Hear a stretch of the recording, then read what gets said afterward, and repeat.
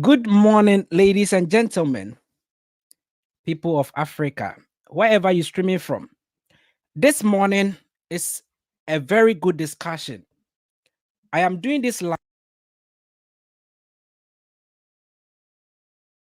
Kiss off. All right, sorry. I'm doing this live. First time I'm considering other people from parts of Africa. I used to do teachings here for my people in Ghana. But this morning, I'll be considering everyone in Africa and wherever you're streaming from, because American Lottery is diverse. We are here to discuss how you can apply for the American Lottery, the sets of questions, the information, whatever they're going to ask you when you go on their portal. Please, the date to apply for the lottery is coming Wednesday, 2nd of October to Tuesday, 5th of November. So it's about a month. The time is 12 p.m. EST, Eastern Standard Time, and that is American time. So you have to convert to your local time. On that day, Wednesday, I'll be live on YouTube, on TikTok. Today, I'm streaming on Facebook, I'm streaming on TikTok, and I'm streaming on YouTube as well. The only difference is those on Facebook and YouTube would be able to see my screen and would be able to see me as well. I will also be able to read comments on YouTube and Facebook only, not on TikTok. For the sake of people who are new on this platform, I will encourage everybody to follow my account or subscribe to my YouTube channel. It is free to subscribe. Just subscribe to my YouTube channel and also click the notification bell so that anytime that I come here, you would be able to get notifications. Also, there is analytics here on YouTube. What I mean is every week they send me statistics of how many people stream my videos and the countries that they are streaming from. And so when I get to know that a lot of people from other countries are interested in my content, it means I'll start teaching in English rather than using my local language. We don't only do American Lottery here. Tips and Gist is purely educational platform. It is the only YouTube account that doubles as a classroom. When I say a classroom, what I mean is on TikTok, I'm not able to teach as I want because TikTok limits me. I cannot key in information, vital information. For instance, when we are doing a visa application, we have to enter a passport number. We have to enter details of the applicant. We have to enter email address, telephone numbers on the visa portal, but TikTok will strike the live section. And so YouTube is the only platform that entertains that. And so I call here a classroom because we are able to do everything to help everybody. Tips and Gist is not an agent, and I don't aim to even open a travel and tour agency. I am aiming bigger to convert Tips and Gist into a charity organization that is going to motivate, empower the youth of Africa to travel.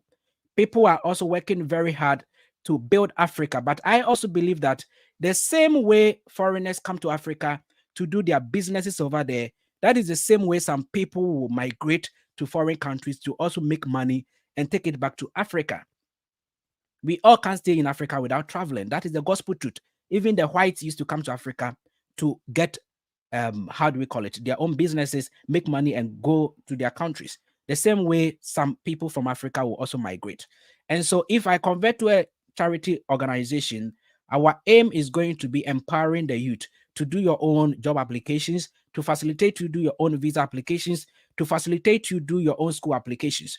I realize that before somebody can travel, you have to go to a travel and tour agency, and the amount that they are quoting, in fact, you cannot afford.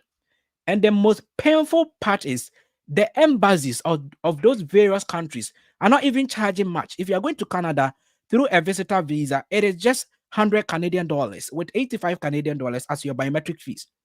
But how much do agents charge you? They charge as huge as 10,000 Canadian dollars, $20,000 for a visit visa, when the embassy is charging you 185, not even up to 200. So if I teach you how to do your own thing, it means you can apply for your visa. And you have to note that visa applications, it is about your documentations. The agent do not decide whether you get a visa. It is only the visa officer who look through your documentation because you are not there. With the exception of America that you go for interview, the other countries you don't go for interview, you are not there. So it is only your document that will determine whether you get the visa or not.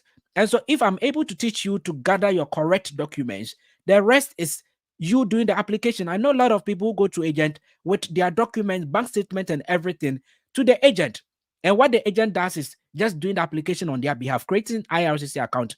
And the most painful part is they don't even give you access to the portal. They don't even give you the logins. So you always end up begging them, please, how far with my visa? And they will be talking bullshit. Excuse me for using that word, but it is painful. You have to tell the painful truth. They'll be using all sorts of words for you. You have paid them for their services. They've applied a visa. You don't know how far. You ask them and they'll tell you that why are you giving them pressure? Why are you pressuring them? Meanwhile, you've paid for their services. Why are they not giving you access to your own portal, the IRCC, the gov.uk, for you to see the visa wherever the visa has gotten to?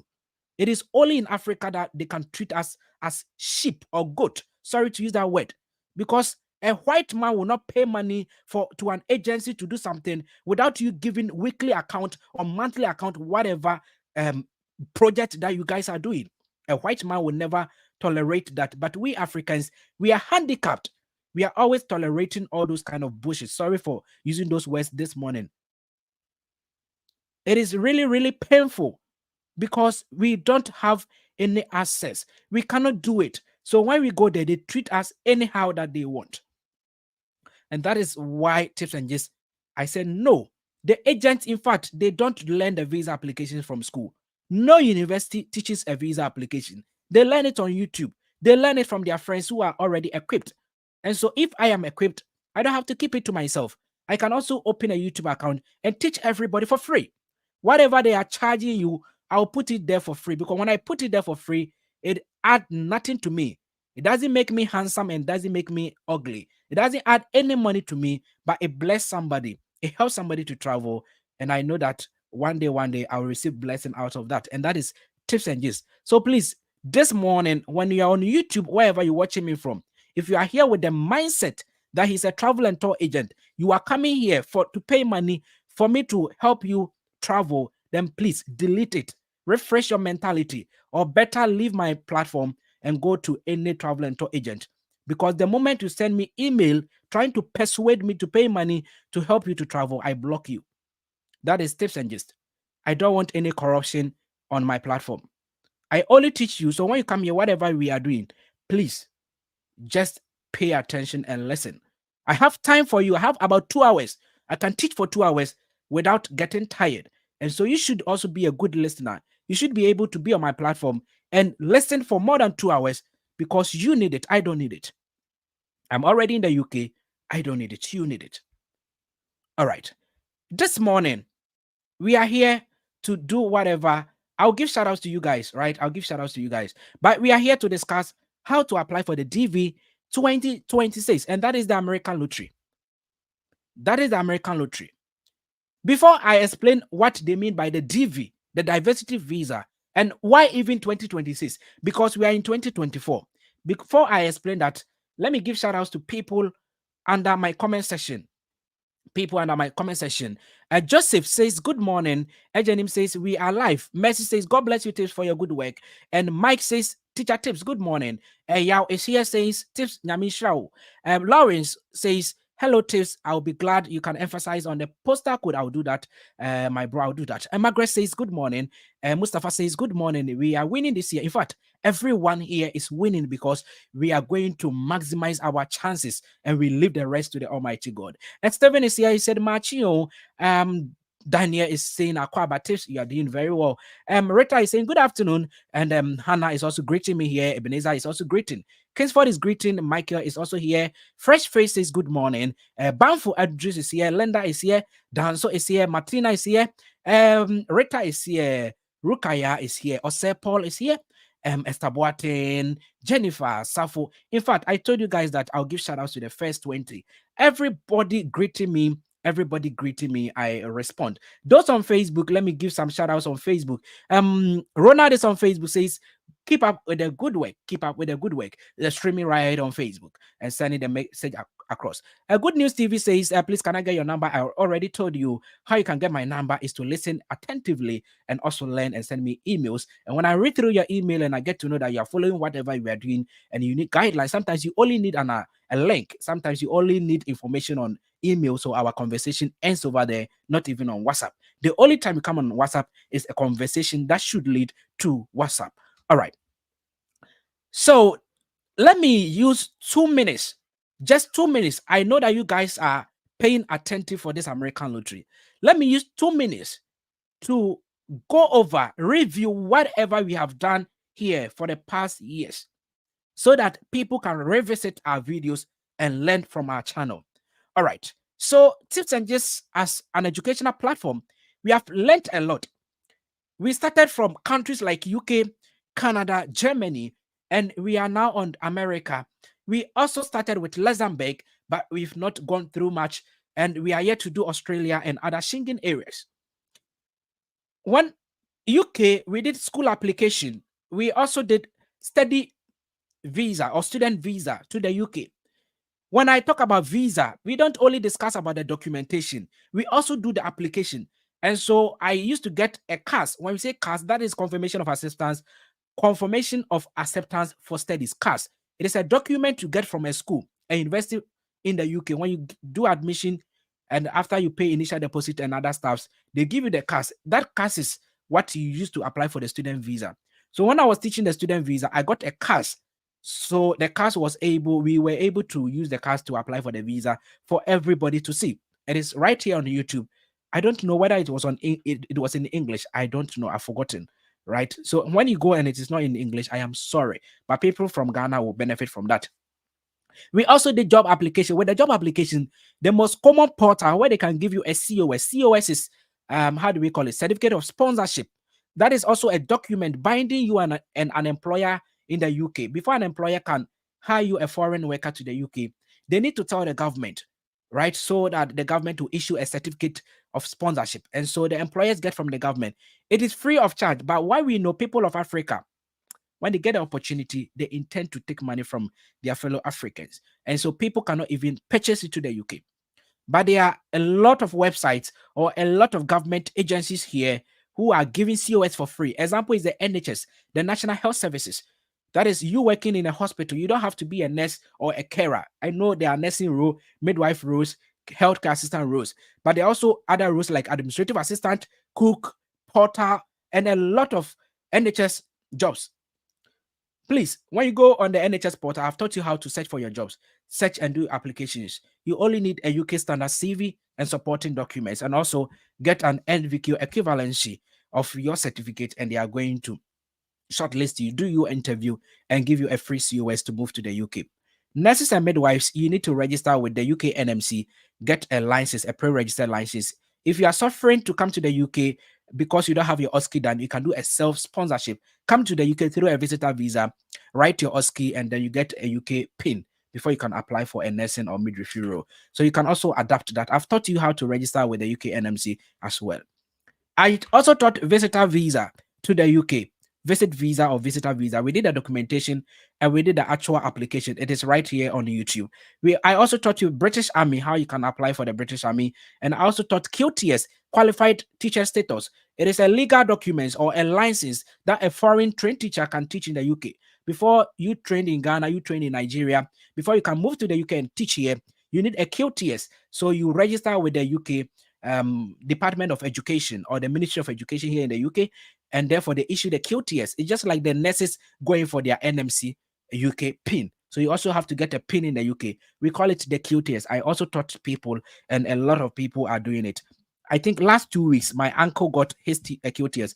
My uncle is a teacher, and he did his own application with my YouTube, and he sent me through my WhatsApp, because he has my WhatsApp number. He sent it that, hey, my niece, I got my QTS, so thank you very much. And so now he's starting to search for the jobs in the UK. All right. Canada, I did job applications. Now, Canada work permit, we have different types. We have the temporary and the permanent. So the temporary is the open work permit for spouses of people schooling and working in Canada. And we have the postgraduate work permit for people who graduate from Canada to universities and colleges. And we have the LMIA, that is the labor market impact assessment, that is meant for the employer specific work permit. We also, I did that. I taught you how to search for the jobs. And the only portal by the UK government, sorry, the Canada government, is through the job bank. The UK, I made mention of NHS, so you have to go on the NHS website. Canada is through the job bank, Canadian job bank. When you go on Google, please, there are a lot of scamming websites. Be very, very careful. Be very, very careful. The only genuine website that is created by the government is the jobbank.gc.ca.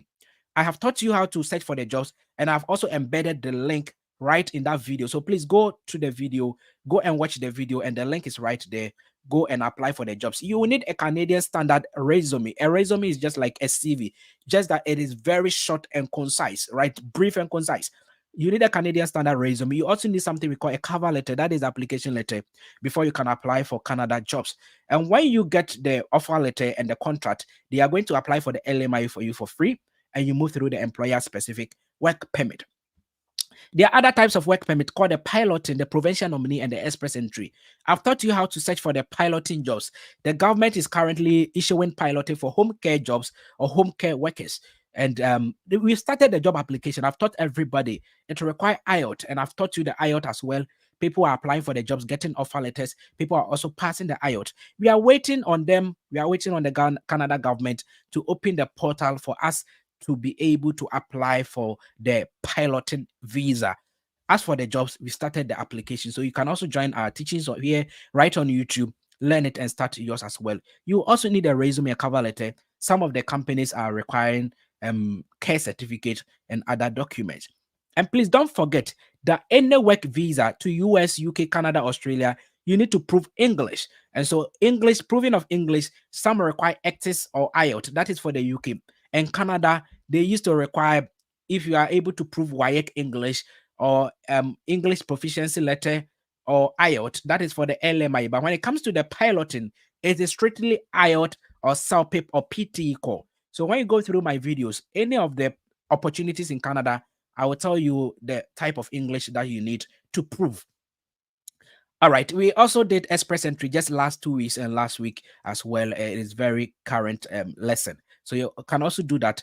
Express entry is just like the American lottery. The only difference is they don't do random sampling like the lottery. They do what we call merit. So they give a CRS score, comprehensive ranking system score, where they used to grade you based on your educational background, the English qualification, work experience, and other things. So they grade you based on your score, and they invite the highest number of the highest scores. So that is what every month. July they invited 25,000 people. August they invited over 10,000 people, and September they've invited about 3 times, and I know that they will do about 2 or more invitations before the end. It is about a week I went on the portal. Probably they've even done the invitation. Every month they invite about 5 or 6 times every month. So you have to know that and participate. It is not like the American lottery that it is once a year. No, express entry is every month. So anytime, even today, after this lesson, you can go right on the portal, watch my video. The link to apply is embedded, and I also taught you how to apply. Register and enter the pool, and if God willing, they are going to give you an invitation. You move to Canada with your family through a permanent resident status. That is why I told you that it's just like the American lottery. You move as a permanent resident. I've also taught you how to apply for schools in Canada. I did one example with the College of North Atlantic. I chose that school because they offer variety of programs cutting across academics and vocational. I know a lot of people enjoy vocational programs such as carpentry, plumbing, welder, machinist, and a whole lot, right? So I used College of North Atlantic as a case study to teach you how to apply for Canada schools. Please, I also invited one guy in Canada who completed York University to also give us the documents he used in his application. And in that video, we discuss a lot the documents you will need for your school application, cutting across your statement of purpose, cutting across every document that you need, your transcript, certificates, and other stuffs. All right, your student CV as well. I've also taught you visitor visa to Canada, tourist visa to Canada, conference. And in the conference, I gave you websites where you can book your conference and also how to apply for the conference visa as well as your documentations. I've taught you how to build a strong bank statement with your pay slips and other stuffs. I've also taught you how to book hotels because proof of accommodation is very, very necessary. And I've also taught you how to book tourist attraction centers for those who go as tourists. I also taught you how to write the invitation letters for those who go through the family invite or the visitor visa. All right. So when we say visitor visa in Canada, it comes about 6 different types, right? Either the visitor visa to tour, that is why we call the tourist visa, visitor visa for conference, visitor visa for family invite, and for medical reasons, for compassionate reasons, and for other business such as writing examinations and other stuff. All right. And I also taught people how to travel without certificate because I realized that people were complaining, tips, whatever you are teaching here, we are following, we love you, we are enjoying your studies. But it's like express entry, you are saying is a post-secondary certificate. Piloting, you are saying secondary school level. LMIA, they are requiring English. I don't have WIEC certificate to prove my English. I cannot write IELTS. So how can I travel? I don't have any certificate. I didn't even go to school. Tips, help me. I said, okay, let us learn how we can travel without certificate. And in that video, I taught you guys how you can migrate to Canada, the 4 different ways you can migrate to Canada, and also the 4 different ways you can survive over there. Unfortunately, most of these discussions were in my local language. As I told you, when a lot of people from other countries start learning from my platform, then I should start teaching in English. I used to teach in Chi to benefit those in Ghana. Germany, I did Schengen visa. That is the visitor visa. You can travel to Germany and other Schengen areas for 3 months. So when I talk about Schengen visa, it's the same knowledge for all the Schengen areas. We have 29 countries in Europe, 29 countries out of the countries in Europe who call themselves the Schengen areas. There were 27, but this year, 2024, Romania and Albania joined, making it 29. 29. So currently 29 countries. Some of the countries are Germany, Poland, Italy, Spain, Portugal, France, Netherlands, Belgium, a whole lot more, Czech Republic, Romania, Slovakia, Slovenia, Liechtenstein, Luxembourg. All those countries are in the Schengen areas, and just one visa can take you through all those 29 countries, and that is the Schengen visa. So when I was teaching the Germany visit, because Germany is in the Schengen area, I taught the Schengen visa as a whole. The documents for everything for Germany is the same documents for all the other countries. The only exception is you have to fill the application form and submit to the embassy of the country that you want to enter first, and also pay the 90 euros to the embassy where you want to enter first. So if you want to go to Germany before you go to Poland and other countries, apply through German embassy. If you want to go to Malta before you come to Germany, apply through the Malta embassy. Some of the embassies or the countries do not have their embassies in your local country. So they have agencies like the VFS Global where you can pass through them. They are not travel and tour agents. They are agencies meant for the embassies. Example is you coming to the UK. When you're coming to the UK, you don't do the visa biometrics at the British embassy. No, you go to the TLS Contact. TLS Contact is an agency that has been obliged by the UK embassy to take biometrics on their behalf. So when I mention about agency, that is what I mean. Those people you know are not agents. Some of them are not even registered. We call them connection men. When we talk about agency, they should be recognized by the embassies, right? So VFS Global is an agency, and VFS Global is the same agency that does biometrics for Canada. If you are going to Canada, VFS Global, they do biometrics for Canada. All right. I also taught opportunity card for Germany. Opportunity card is a document that allows you to stay in Canada for a year. Sorry, Germany for a year to search for jobs. Because before you can get employment visa to Germany, you need to write the Dutch language. You need to write Dutch language. And the government of Germany realized that a lot of people are suffering to enter Germany because of that Dutch language or the German language.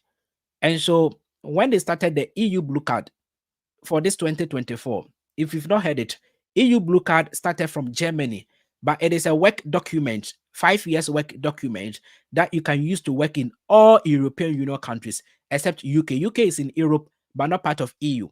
So when Germany give you the EU Blue Card, you can use it to work in Luxembourg, you can work in Italy, you can work everywhere. Germany started it. And before you can get the EU Blue Card, you need to prove the German language. Please, when you get the EU Blue Card from Germany, Before you can work in Italy, you have to prove their language. By the card, you have it, but you have to prove their language first. So that is that. Before you enter any country, you need to prove their language. When it is a direct employment, you need to prove their language, except through a visitor visa or marriage. That one, you don't write any language test or whatever. But when it is a direct employment, you need to write exams, language, prove language. And so Germany saw that it was very difficult for people to enter Germany because they cannot write the German language. And so when they started the EU Blue Card, they brought something we call the Opportunity Card that allows you to stay in Germany without the Dutch language. All you need is to prove B2 English, B2 English. So you stay there for a year, that is 12 months, search for jobs, and when you get the jobs, they convert your Opportunity Card to, how do we call it?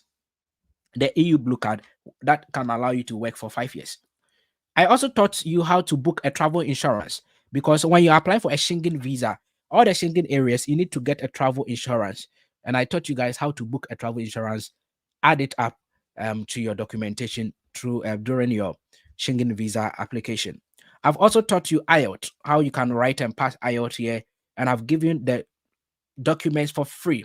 The IELTS materials for academics, that is for the nurses and midwives. You need to write the academics. People in Nigeria, people in the UK, Ghana, before you can come to the UK and other countries to practice, you need to write the academics IELTS. Doctors, you also need the academics. So I've given you book 13 to book 17. General training is for other jobs without licenses before you can work there. So when you come to UK or going to Canada, they ask you for IELTS. If it is not a nurse, a midwife, doctors that you need licenses. Biomedical scientists, you also need licenses. So you also write academics. Apart from that, those other jobs like carpentry, forklift, welder, any other skilled work that you don't require a license to practice, you need to write the general training IELTS. And so I give materials for the general training as well. It is organized by the Cambridge, sorry, it was brought by the Cambridge, organized by the British Council. So I taught you how you can book your IELTS from the British Council, wherever you are. I taught about 5 countries: Ghana, Qatar, Dubai. If you are in the UK, how you can book your own IELTS. Different countries. It's the same formula. So watch that video. If you are in Nigeria, key in Nigeria, and the sentence will come. You go and write. If you want to download the materials for free, the link is embedded in that video on YouTube. The IELTS video has been titled the CLB Canada IELTS because I taught it during the piloting that requires IELTS, and the CLB is the Canadian language benchmark. That is why the title is CLB IELTS. It's the same IELTS for UK. All right. I have also taught you resume, how to write your own resume, and giving you the softwares to write a standard resume for Canada. I also taught you how to write your own cover letters and also give you the softwares embedded right in the comment section or the caption. And I also taught you how to write your own statement of purpose when you're going to school in Canada, your SOP. And when you come into UK, we call it personal statement. Personal statement. That is a document meant to explain why you're coming to school in the UK. This morning, fast forward, we are here to learn about the DV program, Diversity Visa Program. Thank you for your time. I know you guys were waiting for this section. Thank you for your time. When we talk about Diversity Visa Program, something is diverse. It means irrespective of your cultural background, irrespective of your traditional background, social background, religious background, everybody can participate, with the exception of some countries who are ineligible. Nigeria is ineligible, and I think Nigeria is the only country in Africa who is ineligible this year. Last year, they were ineligible as well. And they gave reason to that. We will go on the portal and read the reason why Nigeria is ineligible. Apart from those countries, everybody can participate. So that is why it is diverse. Everybody, Muslims can participate, Christians can participate, traditionalists can participate. All right, just give me a minute.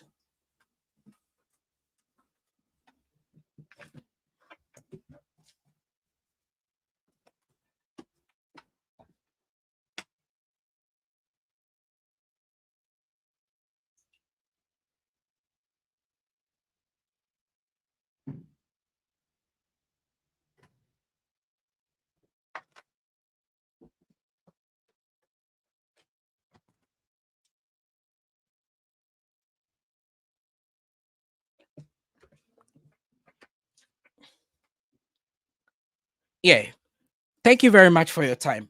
So those on YouTube, you can see for DV 2026, natives of some countries are ineligible because more than 50 natives of those countries migrated to the US in the previous 5 years. So before they exempt a country or before they say a country is ineligible, it means 50,000 of that country's native people or persons from that country were able to migrate to US within the last 5 years. So from 2019 to 2024, it means over 50,000 Nigerians were able to migrate to US, and that qualifies them as a high admission country and therefore disqualifies them from the American lottery, because American lottery is meant for less privileged countries. So that is the reason why Nigeria is not part. So those of you telling lies that Nigeria is this, Nigeria is that, that is why they are not part. Please, that is not why Nigeria is exempted. Nigeria is ineligible because they migrate a lot. Because if you go on YouTube, people who do educational lessons, or those of you, people who are doing these opportunities, a lot of them are Indians and Nigerians. They teach their own people how to travel, and that is why they are getting the opportunities to travel. And so if they are not part, it makes no news because they are able to travel. So it makes no news, right? It makes no news. They are able to travel. So, and please, that 50,000 people, Nigerians migrating within the last 5 years, visit visa is not part. Study visa is not part. Student visa is not part. So this is telling you that if we add those who go on visit, we add those who go through school, a lot of Nigerians are traveling. The 50,000 is counted only from the family-based route, the family-sponsored route, and also employment-based visa categories. So those who are going through their family members, those who are going through direct employment, that is only what is counted. That is only what is counted. The rest. So apart from Nigeria, other countries are also ineligible because they also travel. Example is Bangladesh. They are also on YouTube. They also teach a lot. Brazil is in is it South America or North America? They also travel a lot to America, so they are also exempted. Canada is also exempted from the American lottery because they also go to US a lot. China, people from China, they also travel a lot. In fact, when you come to UK, Chinese are a lot here. They also travel a lot, so they are also not part of American lottery. And people from Hong Kong, they are also not part. Colombia is also not part. Cuba is also not part. Dominican Republic. Last year, Cuba was part, but this year they are not part. So this year it means they have exceeded the 50,000. So Cuba is also not part of the American lottery for this year. Dominican Republic is also not eligible. El Salvador is also not eligible. Haiti, Honduras, India. You see, I told you when you come on YouTube, Indians, they also teach traveling a lot. They also teach traveling a lot. When you Indians, Pakistans, Nigerians, they are a lot on YouTube, and so they are helping their people to travel. What about the other countries? You don't help your own brothers. A lot of people are listening to me from various countries. You're not helping your brother to travel. Jamaica, they also travel a lot. They are exempted. Mexico, Nigeria, I already said Nigeria. Pakistan, Philippines, they also travel a lot. South Korea, they are also not eligible because they also travel a lot. Venezuela, they also travel a lot. Vietnam and also natives of, this one they are part. Natives of Taiwan, they are the only people who are eligible. So this one, I don't know why they added it. So with the exception of Cuba, there were no changes to the fiscal year to 2026. This is telling you that last year Cuba was part, but this year Cuba is not eligible. Apart from that, wherever you're watching me from, it means you are eligible. People from Africa, with the exception of Nigeria, please, if you are a Nigerian, the only way you can be eligible is through naturalization. It's for you to naturalize to eligible country or marriage, get a spouse from eligible country. So if your wife is from an eligible country, yes, you can use the spousal route to enter. If you are naturalizing to a country that is eligible, it means you can apply. So example is a Nigerian who is staying in the UK for about 5 years and has attained a British passport. It means now you've naturalized for United Kingdom and UK is eligible, so you can also apply. Yes, England is eligible, so you can apply. So when I talk about Nigeria, I'm talking about people who were born in Nigeria and has not naturalized, then they cannot because Nigeria is ineligible. All right. So I've explained the diversity. What is DV program? I've explained everything. So let's move on. So why the 2026? Why the 2026? We are in 2024. Now we do the first stage, the application stage, October, November. I gave you the date. You can see on the screen, right? Scrolling down there from the 2nd October to the 5th of November this year. Now, by May 2025, May 2025, the results will be out. So those who will be participating next month or Wednesday coming, those who will be participating, your results will be in next year, 2025, May. After you check your results, you should be able to fill your visa application form. And that is the DS260 form. I'll teach you for free. Don't worry. This shouldn't be your headache. American lottery, from the start to you going to America, shouldn't be your headache. Once I'm on this platform, don't worry. You fill the DS260 form, you submit your supporting documents. All from that May, June, July, August 2025, you have to be working towards your visa application. Submit it so that KCC will review, forward to MVC. They'll book you for appointment or the visa interview. So people get the appointment January 2026, February, March. So January, February, March. Between that, people start getting appointment and they go for the US. As for America, they decide that day that you go for the interview. It's not like Canada that you do the application and wait for some months. No. So once you get appointment, that day that you're going for the interview, it means you get a response over there. Right after the interview, they will tell you whether you got the visa or not, or you're getting the visa or not. So if you get appointment in January, it means you get your visa in January. If you get your appointment in February 2026, it means you get it February. However, by September 2026, everybody who qualified or everybody who won the American lottery should have gotten their visa and moved to US. If by September 2026, you are not in America, you cannot move through the DV lottery. Even if the visa is in your passport, they've embedded a visa in your passport, and you're not able to, because when they put a visa in your passport, like February, they give you 6 months. It's immigrant visa. You have 6 months to move out of your country. If not, it will expire. So if they give the visa to you by February and September, you are still in your home country, it means it has expired. So latest by September, everybody should move to US. If not, your visa is in a passport, but you cannot travel with it. You have to apply for maybe a visit visa or something. It is void. Latest by September 2026, everybody should move to US. Those who got their visas or those who won, you should have gotten your visa and moved to US. And that is why it is the DV 2026. So the 2026 is giving you a caution by that till 2026, you should be able to travel. So we are starting now, then proceed to next year for the results, prepare towards the visa interview, go for the interview, pass, get the visa, prepare for our journey, and move by September 2026. And that is why it is the DV 2026. Those on TikTok listening to me can join us on the YouTube. Those on YouTube, you can power tap, share the live to your friends. Those on TikTok who wish to watch on TikTok, you can also share to your friends. And also, if you want to gift me, you can gift me. YouTube, you cannot gift me.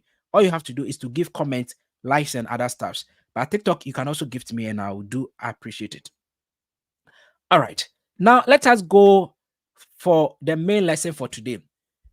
DV program 2026 American Lottery. At this stage, if you are on TikTok, you cannot comprehend because we are going on the portal to see how things are going to be.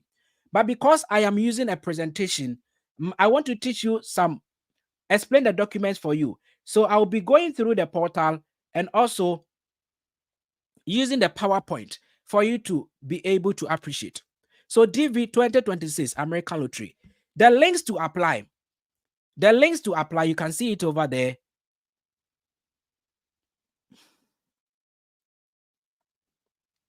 The links to apply is the dvprogram.state.gov. dvprogram.state.gov. And the link to apply for US visa is travel.state.gov. Now, I want us to learn something from this website or the links so that it can easily stick here. When somebody asks you, what is the link to apply for the lottery? You can easily mention it.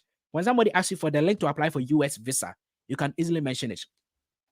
Now, USA, do not use a .com. Whenever you see .com, please run away.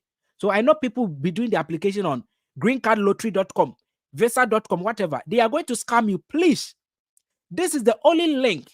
Whatever portal you do your application, they are going to steal your information, do their application on your behalf.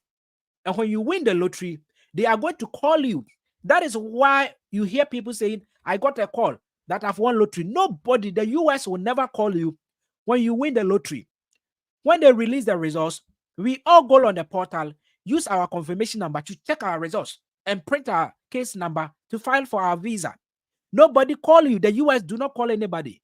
So those who are going through the DV program, greencardlottery.com, americanlottery.com, those websites, they are the agents who are calling you.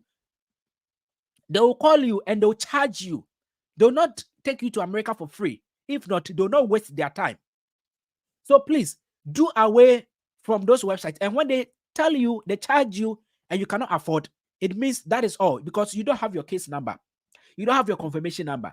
So how can you even apply? So don't go on the portal. Don't go to their platform. The only link is what you see on the screen. Please, those on this account, 160 people, join us on YouTube. 447 people, join us on YouTube. We are already 440 people on YouTube. Join us and listen attentively. Look through the links so that you can easily mention it. Now, it is www or the HTTPS dvprogram.state.gov. So the name is DV program. I already explained why it is diversity visa. And it is a program. So DV program.state. The state means you are going to USA.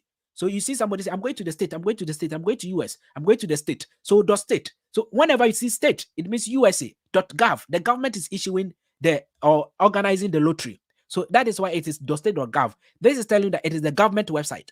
So dvprogram.state.gov. I repeat, dvprogram.state.gov. That is the link to apply American lottery. When you win the lottery, you are now applying for your visa. That is the DS-264. And so the link you are going to use to apply for the visa is travel.state.gov. That time, you are not doing DV program. You have won the lottery. So now you are applying for a visa. And we use a visa to travel to America. So the link is travel.state.gov. That means you are applying a visa to America. So travel, indicating that you want to travel. .state, meaning you are going to US. .gov, meaning that the government is issuing the visa, or it is telling that it is the government website. So that is the official link to apply for American visa. It is not only for those who win the lottery. If you want to apply student visa to America, it is the same link. If you want to apply B1, B2, H1B, K visa, any visa to America, it is travel.state.gov. Travel.state.gov. And the lottery is dvprogram.state.gov. These are the two main links for America for today. All right.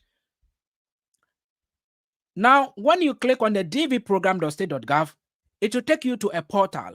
They are going to display something we call the Electronic Diversity Visa Program, and they welcome you and give you the instructions for that fiscal year. So you go to read the instructions under the welcome message, and therefore you have to scroll down. When you scroll down, you're going to see begin entry written in green. Please join me on YouTube. Otherwise, you not see how the portal is. You're going to see begin entry. Those on YouTube, you can see it. Begin entry written in green. You click on that. Now, when you click on that, they are going to ask you, number one, to enter authentication code. After you enter the authentication code, they are going to ask you to fill your details, including uploading your picture. And you filling the details and the picture is 14 steps. So we are coming to discuss all the 14 steps this morning before I end the live. We're going to discuss the 14 steps. And these steps is what you're going to meet to apply for the lottery. So I made a video that I am going to assist everybody. This is the assistance I was talking about. This is the assistance. So you better join us on YouTube. Learn how to key in your details today. Because that Wednesday morning, when they open the portal, we are going to do it for you to see. but I will not be explaining it. I'll just be doing it that day.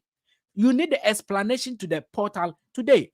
Whatever details, what it means, this word, it means this, enter this. When they ask you this, enter this. That is what we are doing today. So that when you understand Wednesday, it will be very easier for me. So please join me on YouTube, or better come and watch it after we finish the live. It will be stored on YouTube. Thank you very much. 14 great steps. 14 great steps. The first one, people want to see my face, and so let me come here. Yeah. So you can see me on the screen as well. 14 steps.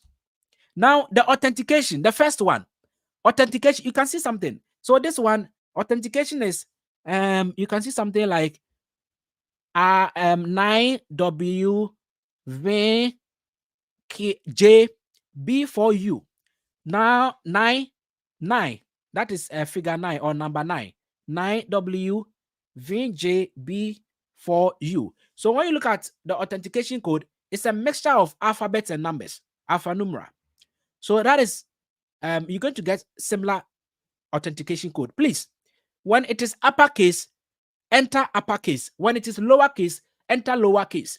When it is number, enter number.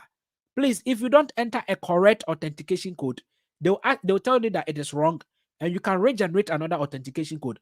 Until you get the authentication code correct, you will not be able to start the application. During the date of application, that is Wednesday, because a lot of people, everybody will be on the portal, it is going to jam. If you don't have a good internet connection, you're going to see error, network error, website down, not able to connect. Don't worry. We have up to a month from 2nd to 5th. So you can relax. If you know you are from a country with a poor internet connection, you don't have to worry on that Wednesday. You can give yourself a week when a lot of people have done the application, then you can use your poor internet connection to also do yours. If not, you're going to get error that day. All right. After entering the authentication code, sometimes to change your browser. Last year, I think Google Chrome or Firefox, one of them helped me a lot. Some of them, you cannot use it to perform proper. So I changed my browser. Was it to Firefox or Opera or one of the browsers, right? So now I'm having 4 browsers. This year, I am having 4 browsers. Yes, because I don't want to lose guard. Yeah. So whichever browser that fails, I will just switch to the next browser and continue whatever I will do. After the authentication code, it will open like this. So you're going to see question number 1, name, your full name. Your full name, you can see that there are 3 sections. We have the last name / family name. In the middle, we have first name. And on our right-hand side, we have middle name. So last name, first name, middle name. When they say last name or family name, that is also known as your surname. So in that space or that column, key in your last name. You are going to type it. Whether you are using your mobile phone or your laptop, you are going to type your surname or your family name or your last name at that section. Come to the first name and enter your first name. Go to the middle name and enter your middle name. Under the first name and under the middle name, we have a section, a small box. No middle name, no first name. I know everybody listening to me have a first name, but a lot of people are not having a middle name. So those of you guys who are not having middle name, you click on the box, tick the box. No middle name, just take it. No middle name. If you don't take it and you leave that place blank, you will not be able to submit your results. Just take no middle name. When you take no middle name, you will be able to proceed. So listen attentively. I know that day somebody will say, I don't have middle name. So you leave that place without taking no middle name. If you don't take no middle name, you will not be able to proceed. All right. Thank you very much. Let's do some examples. How do you know your surname and your first name? So these are some examples. Example is Emmanuel Boatin. Emmanuel Boatin. So the family name is Boatin. The first name is Emmanuel, and middle name is no middle name. So when Emmanuel Boatin is going to key in his personal details, that is the name, Boatin will go straight to the column of family name. Emmanuel is first name, and the middle name, he's going to take no middle name. And so you see, no middle name. All right. Another example is Emmanuel Mensah Boateng. Now, in this case, Emmanuel is first name. So it goes to the first name column. Family name is Boateng, and the Mensah is the middle name. So Mensah is going straight to the middle name. So you have to observe your name and key in wherever the appropriate spaces. The reason why I am emphasizing is when you make mistake, you enter your first name at the last name and enter the last name at your first name. It will not be the same as the name displayed on your passport. And therefore, you have to go to a court to get affidavit and gazette. And that is going to cost you because Emmanuel Boateng is different from Boateng Emmanuel. Emmanuel Boateng is different from Boateng Emmanuel in terms of documentation. When we say Emmanuel Boateng, that means Emmanuel should be the first name, Boateng is the last name. But when I say Boateng Emmanuel, the white man knows that Boateng is the first name, Emmanuel is the last name. So please, when you're keying in, enter the right name at the right space. All right. Now, another example is Emmanuel Mensah Boateng. In this case, Emmanuel is the first name, Mensah Boateng is the last name. Now, it is different from this. You see, it is different from this. It's the same thing. But this one, Emmanuel is telling us that my surname is two names. All the Mensah Boateng, they are all my surname. So Emmanuel is going to key in Mensah Boateng at the family name because all the Mensah Boateng is his surname. So he's going to key in Mensah Boateng at the space of the surname and enter the Emmanuel at the first name and take no middle name. So he's going to take no middle name. You get the difference. So this one, Mensah was his middle name. But this one, Emmanuel is telling us that, see, Mensah Boateng is a two name. All is my family name because my family name, everybody is called Mensah Boateng, Mensah Boateng, Mensah Boateng. So Mensah is not my middle name. It is still my surname. And so therefore, he's going to key in Mensah Boateng at the family name. All right. Another example is hyphenated names. Some people are having two names hyphenated. So example is Emmanuel Mensah Boateng. The Mensah Boateng is hyphenated. So you see that the Mensah hyphenated Boateng goes straight to the family name column.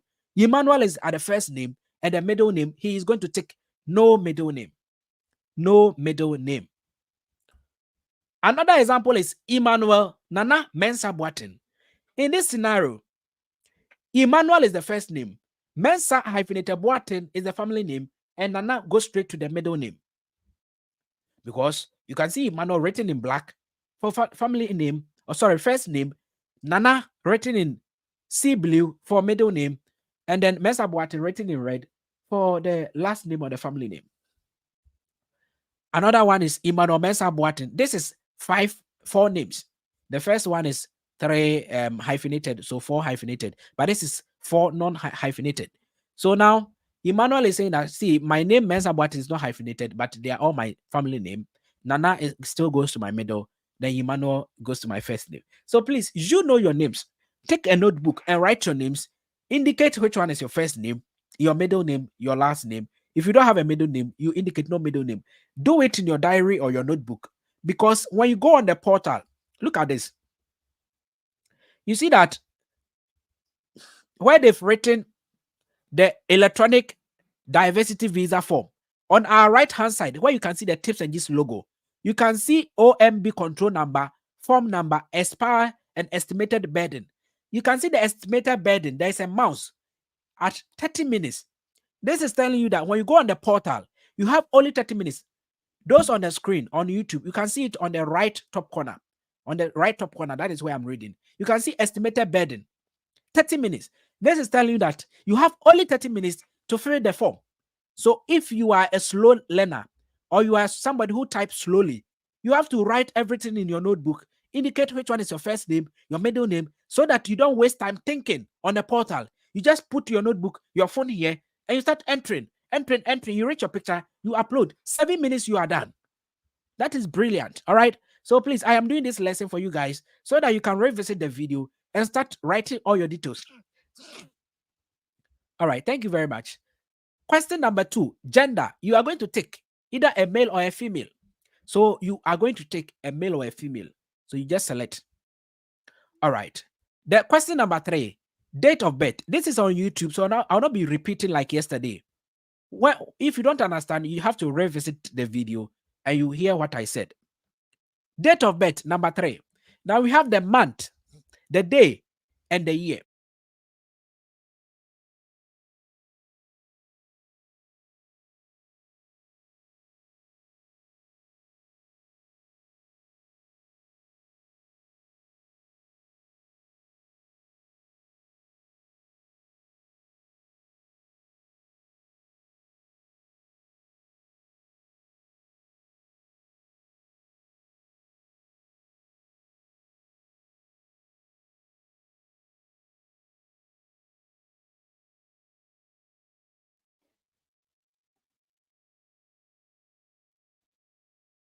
Yeah, sorry. The mouse was the mic was off. I guess you guys can hear me now.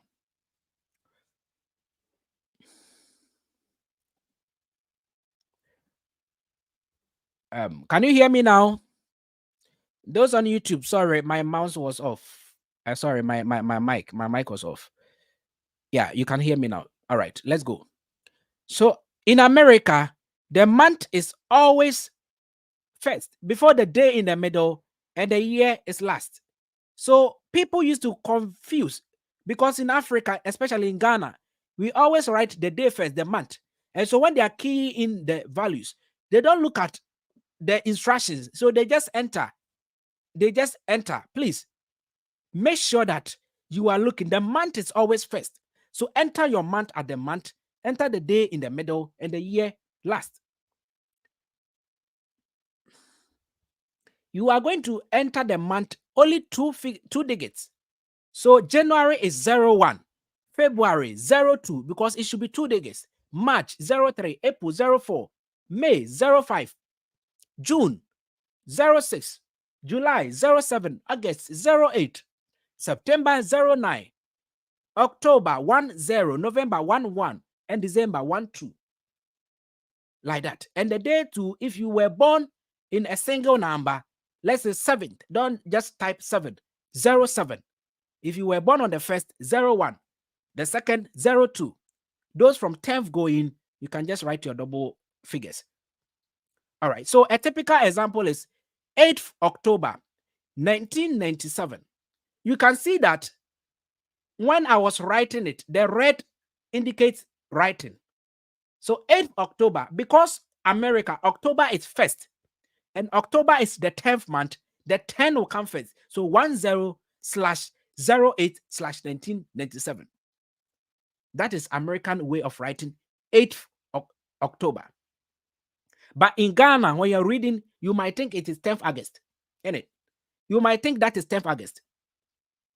Those in Ghana. But that is the American standard. So we are doing American lottery. So learn how to key in the right time. The date, if you make a mistake, you will swear affidavit. You go to court and get a court order.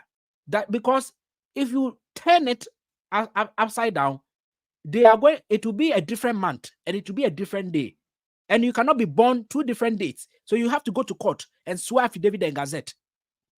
So be extra careful when you are filling in your date of birth. So 8th October, 1997 is written 10. The October will come first. That is 10. October 1st, then 08, indicating 8th.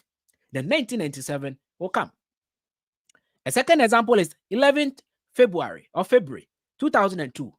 Because February is first, it's second month. So 02, the 11th in the middle, then 2002 will come. I know by now you should be able to understand. Somebody is saying Zachary Fusena. Zachary Fusena is saying that, can you please use a girl's name for us to see the difference too? So you are having 2 names, Zachary Fusena. So which one is your family name, your surname? If Zachary is your surname, then Zachary should go through the surname, that Q, enter it over there. The Fusena will be your first name. Then you click no middle name. So Fusena Zachary, I answered you over there. Somebody said screen recording will help a lot. This live is on YouTube. You don't have to screen record. It will always be there. You can watch it tomorrow. You can watch it next year. You can watch it next 3 years. It is always stored on YouTube. Just come on YouTube, and go through the video and watch it again. You don't have to waste your time. Screen record. It is going to save your data and your space. All right. So date of birth, I believe everybody understand. So the month is always first, and the month you have to key in 2 digits. The day is in the middle, 2 digits, and the year is always last, 4 digits. All right. So example is on the screen. So when you look on the screen, this is 2nd August 1994. 2nd August 1994. So you can see where the month is. I typed 08.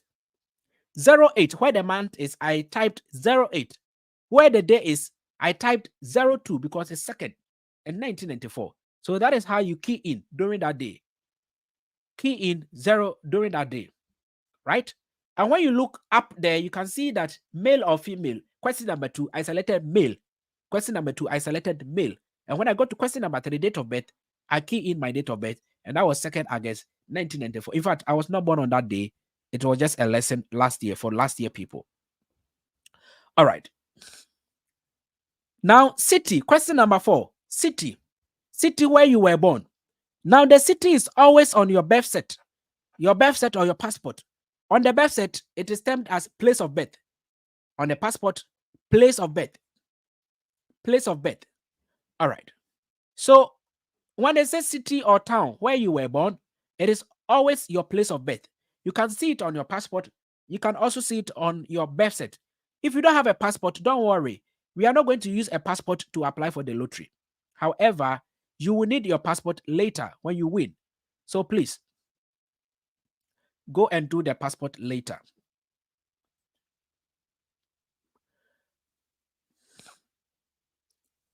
So your date of birth, we've done that. Number 4, city of birth or city where you were born. You enter the city. So if you were born in Ejuso, you enter Ejuso. If you were born in Tema, enter Tema, right? Nigeria people, you are not part. Those from Kenya and other countries, wherever you were born. Somebody say, what of 2 names? So 2 names, it means one is your surname. I know some of the fancies who are having English names as their surname. So if just enter your surname at where the surname is, enter your first name. So if you don't know which is your first name, ask your family people, right? You have your brother, your uncle, your siblings. Just tell them, my name is this, which one is my surname, which one is my first name, and they'll show you so that you enter it. On your passport too, they indicate which is your first name, which is your middle, and your surname. On your passport too, you know it. So those asking about the names, please, you can ask your family members or your teachers. If you are a student, you can ask your teacher that this is my name, which one is my surname, and which one is my middle, and which one is my first, and they'll help you. All right. If you have a passport too, you can pick it and so that we can finish on time, because I cannot let everybody give me their names for me to tell you. All right. Place of birth, enter. Just type it over there. Please, they need only the city and not the district or the county or the province. Only the city. So if you were born in Accra, on your birth cert, just enter Accra. Don't explain it. If you were born in Ejoso, just enter Ejoso. Don't say Ejoso near Kumasi or Ejoso municipal. No. Don't go and explain it. Nobody asks you to explain. Just enter it over there. In fact, the white man don't even know your hometown. Just enter somebody say, oh, Greater Accra. What is Greater Accra? It's Accra. You were born in Accra. Greater Accra is a municipal or a region. Sorry, Greater Accra region, right? It's a region. So they are saying enter the city, and you are saying Greater Accra. On your passport or the birth cert, they will tell you where you were born. Listen and don't make mistake, please. Listen and don't make mistake. Question number 5. Question number 5. So you can see on the screen that question number 4, I entered Konongo. So it means I was born in Konongo. So Konongo, question number 5. FZK, yes, Nigeria is not ineligible, right? Nigeria is not part. Thank you very much.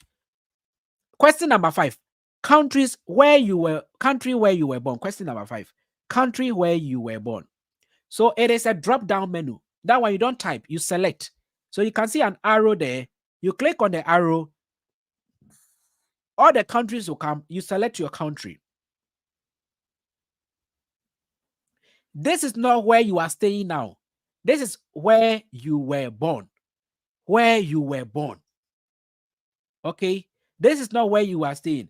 I know a lot of people are Ghanaians. They are living in Qatar. They are living in Dubai. That is United Arab Emirates. Some people are living in the UK. There are Ghanaians even living in Nigeria listening to me. So this is question number 5. Is where you were born, not where you are currently residing. So that one you indicate where you were born. So the town that you entered, where is that town? If it is Konongo, it means Konongo is in Ghana. So you select Ghana over there, right? If you were born in America, you select America over there. Wherever you were born, you select the country. Question number 6. Country of eligibility.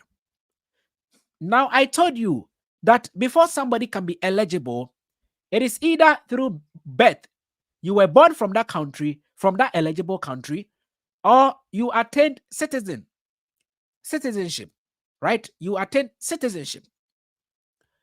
Or how do we call it? You attain citizenship or through the spousal route. It is all through the spousal route. So they will ask you a question that select the country of eligibility. And they ask you, are you claiming eligibility based on where you were born?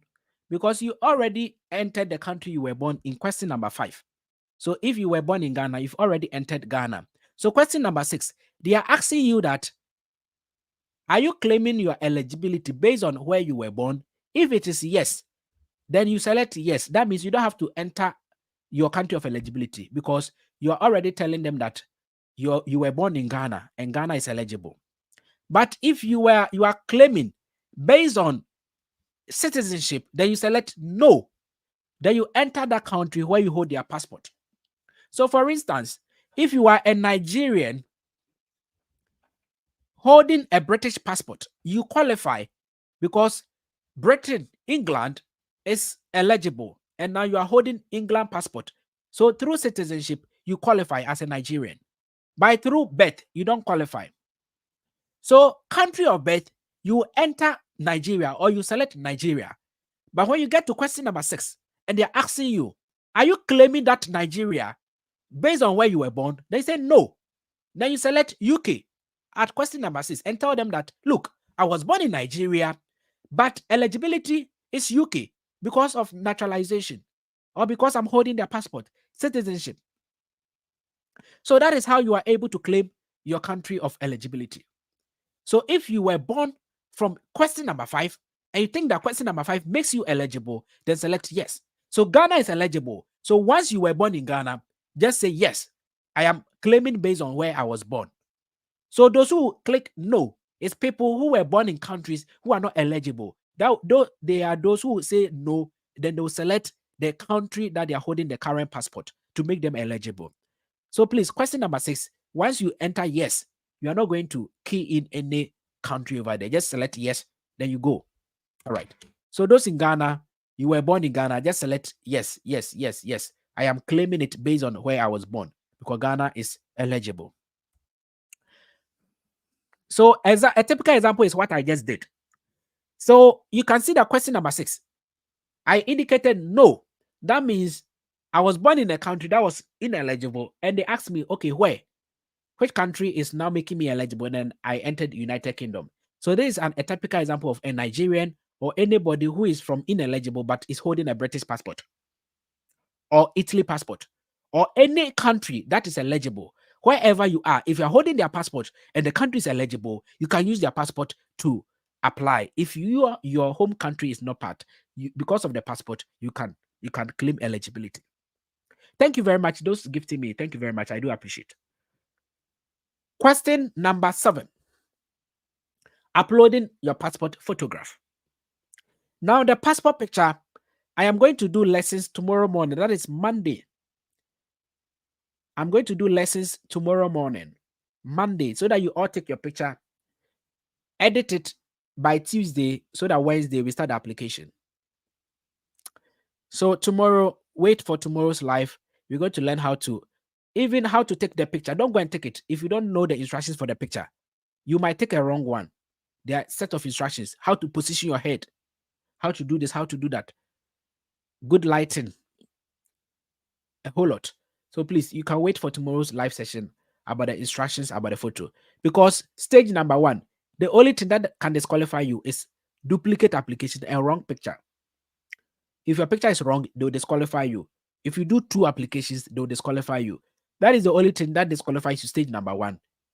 Yes. But the reason why people do not win is all those who qualify, they go to stage number 2 and the computer will just select. So for you to go enter the computer for them to select you, just do the right thing. If not, they fed their system with artificial intelligence that is able to detect duplicate application and also a wrong picture format.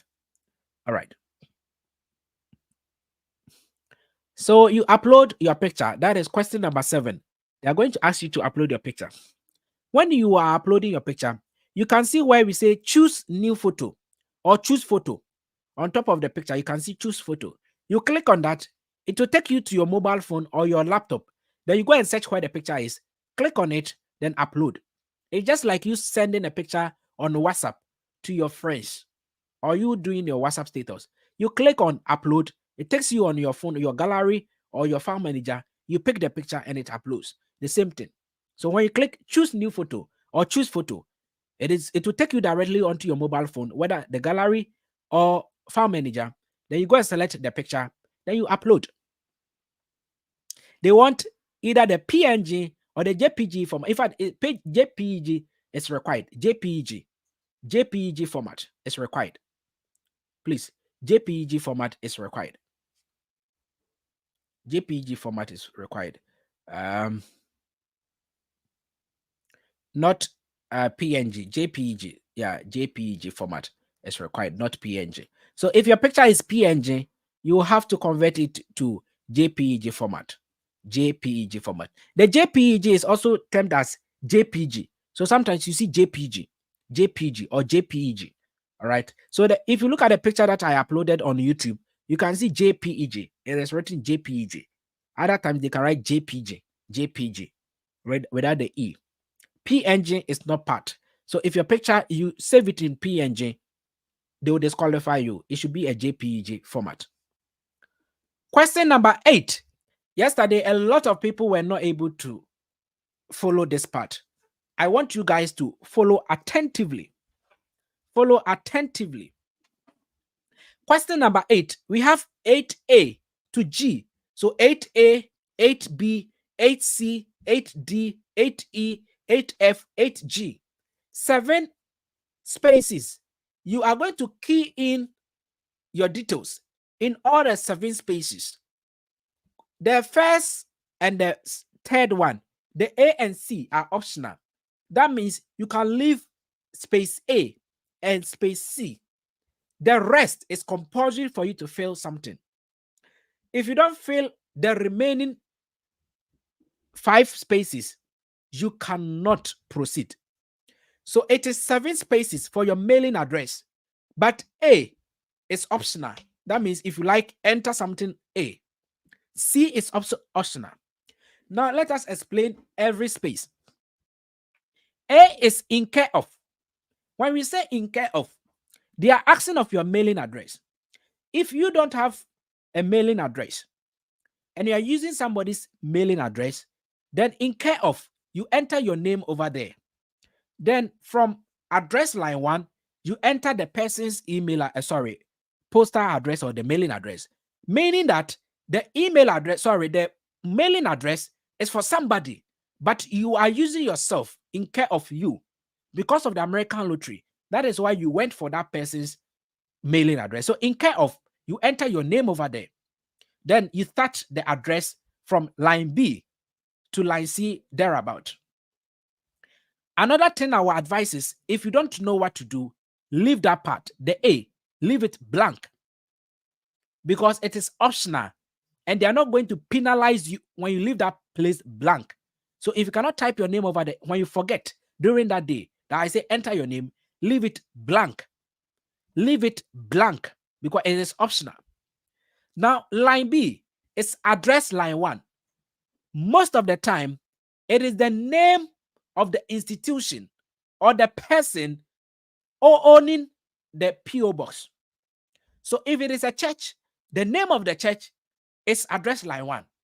If it is a school, the name of the school is address line 1. If it's a company, the name of the company. If it is an individual, the name of the person comes at address line 1. There's address line 2 is where the PO box will come. Now, I'll do these lessons. I know those in foreign countries, those in Europe, those in UK, how do we call it? America and the rest. You don't use the PO box. So I'll teach yours later. Let me finish with those in Africa, Ghana. Ghana as an example. They are using the PO box. So address line 2, you enter the PO box. That is the column C. Column D, they'll ask you the city or town. The city or town. So you enter your city. That is the place of birth. Sorry, where you are staying. No, this is where you are staying, where they are mailing something to you. So where you are staying, where the mail should come. All right. So the town of where the institution is. The town of where the institution is. And also E is your district. Now, they are saying district or county or province or state. If you're in the UK, you enter your county over there. If you're in Canada, you enter your province. If you're in America, you enter your state over there. And if you're in Ghana, you can enter your district or your region. The reason why they didn't say region, but I say you can enter region is, if we say county or province in Canada is equivalent to region in Ghana. So Canada has about 10 provinces and Ghana has 16 regions, right? So if they say province, you don't know your district, you can enter the region over there. In fact, this one is a formality. They are never going to mail something to your PO box, but you need to key in. They're not going to mail anything. No, everything will be on the DV lottery portal. You use your confirmation number to check whether you win the results. They're not going to mail it. I don't know why they are taking it. I don't know why, because they never mail results to anybody. So you can key in. The only thing is, if you are keying in, be very, very careful, because if you key in something that you make mistake, fine. If during the DS260, you can rectify your mistakes, but please just be careful over there. And in fact, if you make mistake, they cannot see the mistake. They cannot see the mistake. For instance, if you are spelling a juso and you spell it wrong, they don't know. So that one cannot disqualify you. So last year, some people were asking me, "Tips, I made a mistake at the poster." Don't worry. Mailing address do not disqualify. The only thing that will disqualify you is your picture and you doing double application. That is all. But try and do the right thing, okay? So that they will not ask you to go and do affidavit and that kind of stuff. The F, sorry, E is the district. I told you, E is the district. Then the F, you enter your postcode or the postal code or the zip code of your country, the country where the institution is. Then if you don't know the postcode, you can enter no postal code. No postal code. Then the G is your country. Somebody say, please, the care of, is it compulsory? I say it's optional. You can see they've written in care of into bracket optional. Ronald, they said into bracket optional, and you're asking me compulsory. Compulsory is the opposite of optional, please. So optional means it is not compulsory. Thank you very much. So this is an example of email address, a mailing address, sorry, mailing address. This is an example of a mailing address. So I left the A blank. So you can see I moved from the B, and the B is address line 1. So address line 1, address line 2, city, town, district, blah, blah, blah. So I just went, Ejuso MA model. That is the name of the institution. So this one is an example of somebody using a school's mailing address. So the name of the school is Ejuso MA Model School. That will go to address line 1. The A in care of, I left that place blank. I didn't enter anything because they're not going to penalize me. Then I just went to the B, address line 1. I entered Ejuso MA Model School. Then address line 2, that is the C column. I entered PO Box 15. PO Box 15. Then the D, the town or city, I entered Ejuso. Then the E, the district, I entered Ejuso Municipal. Yours can be a district. You can enter your region even over there because it's district / province / state / region / blah, blah, blah. Then the F, the postcode for Ghana is 00233. When you are in foreign country like UK, everybody has their own postcode. But in Ghana, you are all using the same postcode because they don't post things directly to your house. They send it to the post office for you to go and take it over there. So you are all using 00233. 00233 F. Don't enter plus. No plus. It's 00233. Don't enter plus. All right. This is not a telephone number. This is a mailing number. So 00233. Then the country is Ghana. The country is Ghana. So this is a first example of a mailing address. If you are on TikTok, on YouTube, both accounts on TikTok, please join us on YouTube and look through the screen. Look on the screen so that you can really understand whatever we are doing. Sometimes when you listen, it's abstract lesson. You cannot understand what we are doing. Please come and see on the screen. Everything is written there and you will understand better. Another example of a mailing address is somebody using a workplace. So this is a nurse using hospital, her workplace as a mailing address. So in care of blank, nothing. She will not type anything over there. Then address line 1, the B colon, Holy Family Hospital. Then the C, PO Box, that is address line 2, PO Box 40. PO Box 40. Then the D, city or town, Techiman. Then the E, Bruno East region. So this one, the person used the region instead of the district. So Bruno East region. Then F is postcode 00233, then Ghana. The reason why the person is using region is, if you say Holy Family, Techiman, PO Box 40, Bruno East region, they can post anything to the hospital without it missing. So you can use your district, you can use your region. It's a PO Box, a mailing address. So whatever you think is best for you at the colon E, whether your district or your region, just key in over there. This is the mailing address. All right. So the J should be the country, that is Ghana. This is another example for somebody using church, their church PO Box. I am doing this lesson for you to gather your mailing address. I don't want people on Wednesday to come here and say that, Tips, I don't have PO Box. What should I do? I know a lot of people don't have PO Box. There's a company beside you. There's a church at your place. There's a school at your place. Go to their headmaster and take their PO Box. It's a formality for you to key in. But because if you cannot key in, you will not proceed. And in fact, they will not ship any, they will not mail anything. It's just a formality, a protocol. You can use your former secondary school if you remember. Just key in. They're not going to mail anything to you. The only time America will mail something to you is after you've submitted your passport. Even that one now, they are using DHL. They can use DHL to deliver. They will not mail anything to you, but you have to key in. They want to know wherever mailing address is. All right. So just key in a proper mailing address. And that is all. You can use a school, you can use a workplace, you can use a church. Use it. When you win the lottery, they're not going to send your results to the mail. They're not going to send it to the headmaster. We are all going to check it online. When they invite you for interview, you check it on the portal. Everything. So please, if you have your own address, that means your name will be at the B. That is why I said the owner of the address, whether it is a person or an institution.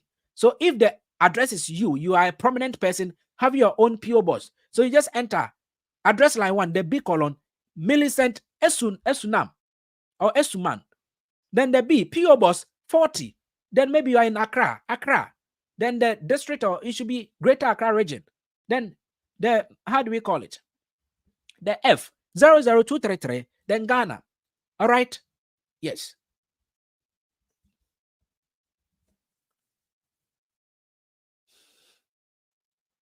Yes. So in Shraba Eva, I have explained that right now. That number 8, you can use somebody's personal mailing address. So the person's name, because it is not a company, the person's name, the owner of the email address will come to the B, the address line B.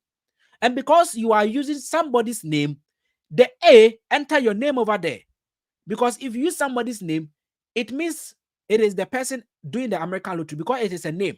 So if Reuters, you are using Rita Fosua's email address, mailing address, and the B, you enter Rita Fosua, PO Box 40, and you are in Shraba Eva. That is why the A, in care of, you enter in Shraba Eva. That means in Shraba Eva is using Rita Fosua's email address, a mailing address. All right. So if you're using somebody's personal and it's not an institution, then that is where you utilize the in care of. That is where you utilize the in care of to indicate your name over there that I, Rita Fusua, I am using whoever's email address for the American lottery. All right. So if you are using somebody's email address, a mailing address, enter their name at the B, the PO box at the C, the town, the district, the postcode, and the country. Enter everything. Then the A, the in care of, enter your name over there that you are using it as in care of. All right. Now, the next one is those living in the UK, those living in Dubai, those living in Germany, those living in Canada, those living in foreign countries. We have a system working. We have a system working that when they post something to you, it comes directly to your home. It doesn't go to the post office for the post office to call you that come for it. It comes directly to your home. And so our resident, our room, our house, it's also our mailing address or our posting address. So those in foreign countries, you use the apartment address as your mailing address because when they post something, it will come. Because here we don't use PO box, blah, blah, blah, blah, blah. So example is A, in care of blank. Then the B is flat tray, 162 Bishop's Green Road, Kingswood. That is the room I am now. Flat tray, 162 Bishop's Road, Kingswood. Then I'm in Bristol. So C, address line 2, because it's a house address that don't have PO box, I leave that part. So C is optional. That is why in Americans' intelligence, they left the C to optional. So the C is not compulsory, but somebody in Ghana will enter something at the C, will enter the PO box at the C. But you in foreign country, you enter the apartment and everything at the B and leave the C to be optional. And leave the C to be optional. Then the D will be the town or city, Bristol. Then the E will be the county because UK uses county, not a district. So the E will be Bristol. Bristol is also a town, it's also a county. Then F will be the postcode. So you can see that my postcode is not like Ghana, the 00. It's individual postcode that when you post something to me, it is coming directly to my room. Please don't post anything through this. If you want to send me something, I am moving out of this accommodation at the end of next month. So don't post anything. But currently, this is my mailing address. All right. This is example of another mailing address. How do we call it? In the UK. So you see the A is blank because this is not in care of. It's for the person. So in care of is blank. Now the B is room 22, flat 4, block 1, Clanny House. That is a university accommodation, actually. So room 22. So when they're posting something, it is coming to block 1.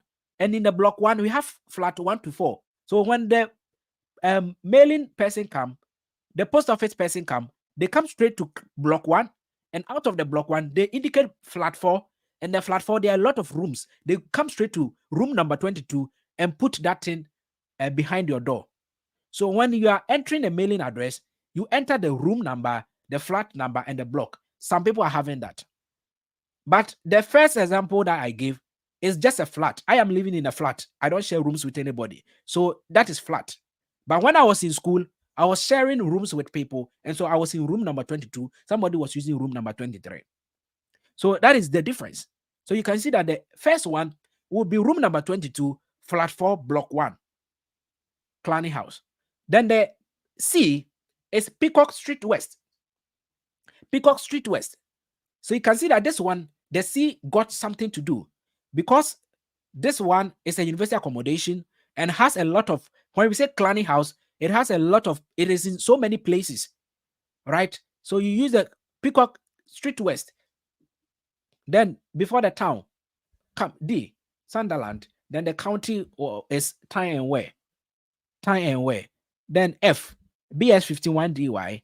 And the G is United Kingdom. Somebody will say, can you fake it? Actually, they don't really care. But you see, when you win the lottery, you are going to fill a DS260 form where you also key in your mailing address. That time, they need original one. So the only thing that they will ignore is probably you were living where you fake. you were living there and now you're not living there again. So, for instance, if I'm doing the lottery this month, next month, I'll be using my room, but by May, I'll not be living here again. So, if I'm filling the S260 form, I'll not still use that same email mailing address. I use another mailing address. You cannot tell me that why have I changed? Because I'm not living there again. So, if you fake it, when you win the lottery, get the original one. All right. So, Emmanuel Income, asking about faking, they don't care. There's no system to dictate. But when you win it, you enter a correct one. It's just a protocol. Just enter. Just key in. Just key in. Just key in. All right. So, question number 8. People should understand. Those in Dubai, enter the apartment name at the B. If there's no other information, leave the C blank and go straight to the D and enter the town. Then the region, you enter the E, right? Then the F is your postcode. Then the G should be United Arab Emirates. If you don't know the postcode for Dubai, you can leave it blank or you can indicate. So you see where the postcode is, the F, there's something we call no postcode. Beneath it, you can just click on that. No postcode. No postcode. So you can see where the F is. F, postal code / zip code. There's a space over there. Then under the space, there's something we call no postcode. So if you're in Dubai, Qatar, a country where you don't know the postcode, just take it, no postcode. If you are in Ghana and you cannot use the 00233, you don't want to use it, just indicate no postcode. You don't know your postcode. They're not going to penalize you for your postcode. All right. If you are in a company, those in Dubai, Qatar, use your company's address. All right. Number 9, country where you live. Country where you live. So you select. So this one, it is the address. Your mailing address is the same thing as where you live. Because you cannot say that I am living in Ghana, but when you're posting something to me, post it to UK. So your mailing address will be UK and where you live is Ghana. It doesn't work that way. So automatically, question number 9 will be the same country as the G for the question number 8. So the G is country of the mailing address, and that should be the same thing for where you live. Somebody saying Dubai postcode is 00971. All right, 00971. All right. Now let's go. So question number 9, where you live, the country where you live, you enter it. All right. I have over 700 people on YouTube. I have 360 people on my first account and 97 people on my other account. I wish you all join us on YouTube and learn it properly, because those on YouTube are really, really understanding whatever we are doing, because they can see the screen and I have typed everything over there. Question number 9, you select the country. So you see that I selected Ghana. Question number 10, telephone number. Please, phone number. It is optional though. You can leave that place blank. They don't really care about your phone number before you win American lottery. It is optional though, but if you have a phone number, enter your phone number. Okay. So question number 10 is also optional. If you don't have a phone number, you can leave that place blank. But please, if you have a phone number, enter it. If you are entering your phone number, make sure that the country code is first.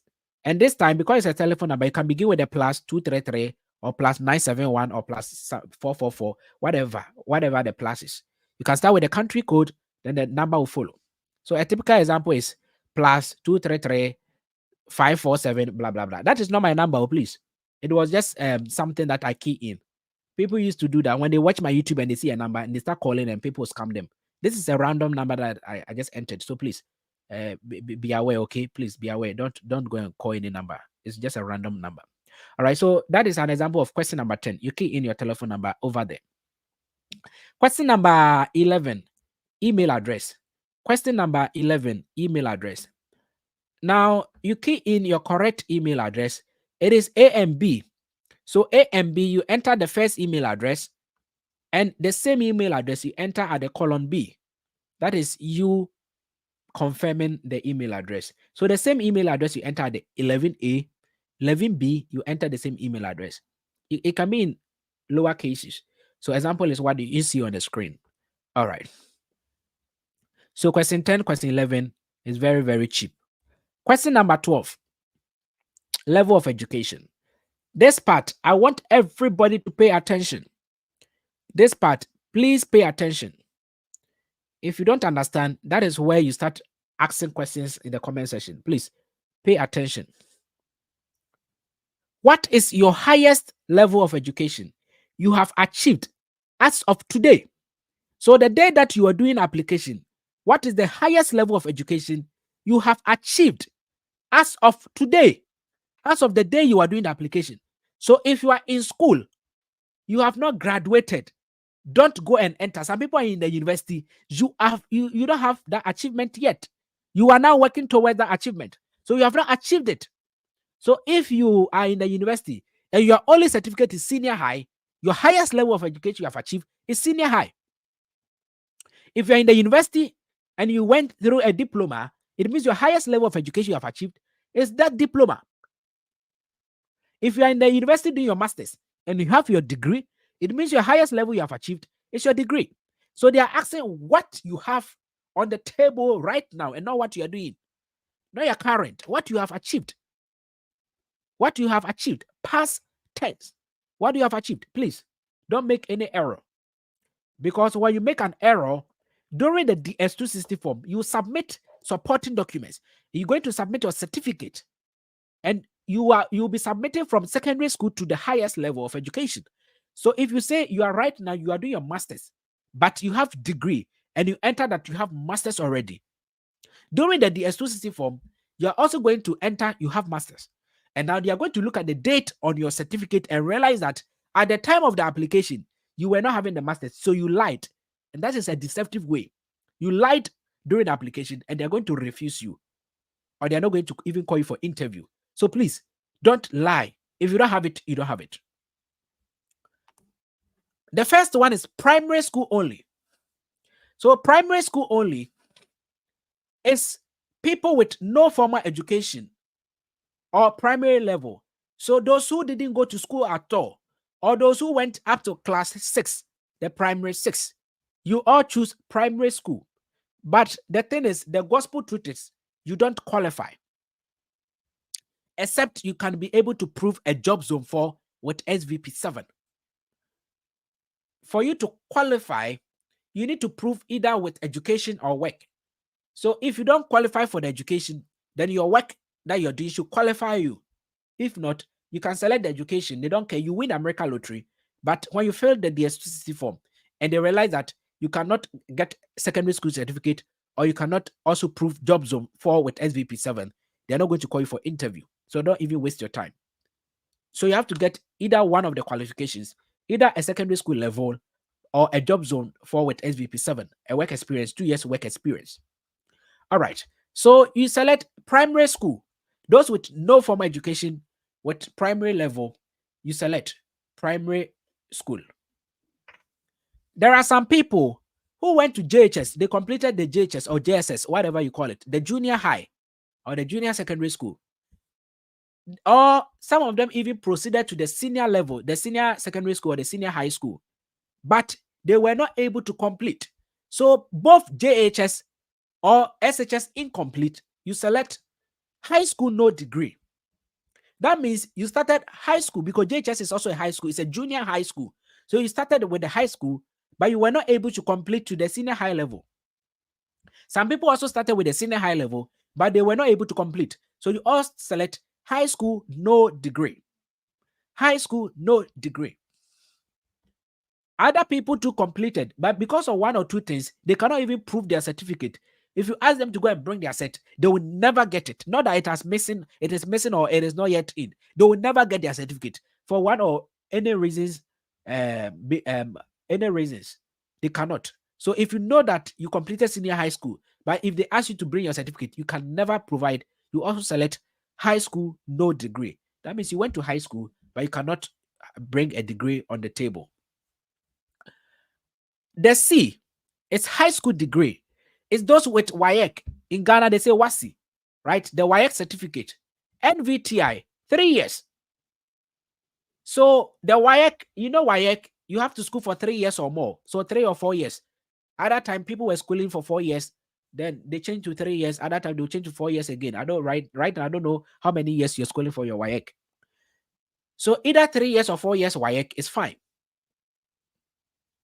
NVTI, that is National Vocational Technical Institute. In Nigeria, they have the NECO, but I didn't add it because Nigeria is not even eligible. They have also the NECO from Nigeria. It's also a state certificate in Nigeria, apart from the WAEC. Now, the NVTI, it should be 3 years or 4 years. If yours is 2 years, you don't meet it because you see level 12.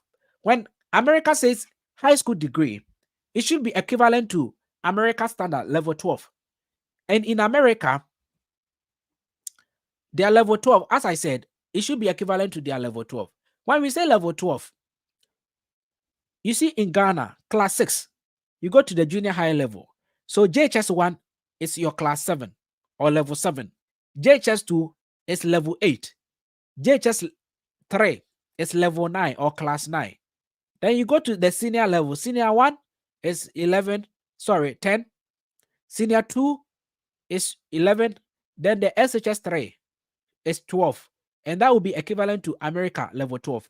So anytime you are applying for American school or visa or whatever, and they're asking you that prove high school equivalent to American standard level 12, it means you have to count from classes JHS 1, 2, 3, that is 9. So 9, have you schooled for 3 years in addition to your JHS? If yes, then it means you meet their level 12. That is how we count. And please, not any other school. It should be academic. It should be academic. All right. Some people ask me, what about vocational? Well, vocational, I don't want to say anything, but the gospel truth is the vocational that we use, they don't actually accept it. They don't accept it. I think I saw it here. I saw it somewhere. When I see it, I will show it again. I will show it again. I saw it somewhere.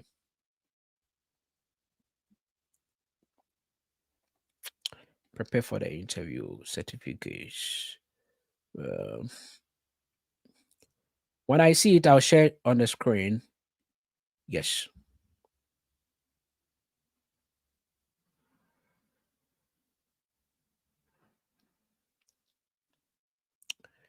So when you look on the screen,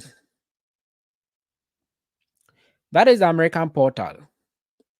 So under the education, they said submit to the U.S. Embassy or consulate at your interview a certificate of completion. That is equivalent to the U.S. Diploma or the high school transcripts and other stuffs. So in their explanation, they said the diversity visa selectee must complete a 12-year course of elementary and secondary school education in the 2 years, in US, or comparable course in study in another country. So a 12-year course. And that is why I said right from secondary school, JHS, it's 9. Any 3 year, it should reach their 12 years. So you should be schooling for 12 years. So class 1, class 2, class 3, class 4, up to classes is 6 years. Then 3 years for junior high, 3 years for senior high. It means you've schooled for 12 years. Okay, before it qualifies for the high school degree that they want. They said equivalency certificate, such as the GED, is not acceptable. And GED is just like the BEC in Ghana. It's not accepted, right? The GED is just like the BEC. It's not accepted. Vocational degrees that are not considered for basis for academic studies will not be considered equivalent. So if you have a vocational degree that you cannot use it to continue a school in America, then it means you will not be considered. NVTI, some of them are used to pursue other programs in America and Canada, so they will accept NVTI. But if you are from a country where you went for vocational, that is 1 year vocational or 6 months vocational program, right from JHS, you just did 6 months vocational, you cannot use that to go to Canada school or America school. So it does not, it is not considered as basis for further academic study, and therefore you will not be considered as a high school education in America. Therefore, you cannot, it will not be accepted. And the only way, if you are not accepted, the only way they will allow you to go to America is you proving work experience. I will explain that later during how do we call it? After we win. For now, everybody should participate and choose whatever is how do we call it? Choose wherever you fall. Okay, but for now, um yes, everybody should participate. When the results come, I will explain that further. So we are the WAEC, the NVTI is accepted for studies, even though it's a vocational technical certificate, is accepted for further studies. So you should school 3 years or more. Apart from that, I don't know what other certificate you have, but just count. Is it up to level 12? Just count from classes coming. How many years have you schooled? Is it up to 12 years? And that certificate, will it be considered for further education in America? Then it means it is considered. Now the D is vocational school. Now vocational school is different from high school degree. Vocational school is higher. So you can know that from A coming, we are going high. So A is primary school, then we go to JHS, we go to SHS. So we are going higher. So the vocational school is higher than the high school. Now, when we say a vocational school, it is not the same as in Ghana. In Ghana, vocational in Ghana, right from JHS, you enter your vocational school. It's just like somebody saying, I'm a midwife in Ghana. It's not the same as a midwife in Canada. Before you can become a midwife in Canada, you should be a registered nurse, RN. That is a degree before you further to do the midwifery. So they call them the nurse midwife. So a midwife in Canada is not the same as a midwife in Ghana. Midwife in Ghana is a diploma level, but they are all midwives. So it's the same thing. So in America, when they say a vocational school, it's not the same vocational school we have in Ghana because the entry requirement is different. In Ghana, vocational school, you only have to write your BEC, then you enter. But in America, you should be a high school graduate. You should enter America vocational. They are colleges. So people going to college in America, they are all having WAEC certificate. So they're going to do 1 year vocational apprenticeship programs. Example is Canada, College of North Atlantic. They have programs like cook programs, 8 months cook, 8 months carpentry, 12 months machinist. They are all vocational programs. But before you can do it, they'll take your high school certificate. So this is telling you that that vocational program is higher than secondary school. You understand? So you don't compare the American vocational to Ghana vocational. So if you are selecting, before you select vocational, make sure that your vocational is a program that you did after your SHS.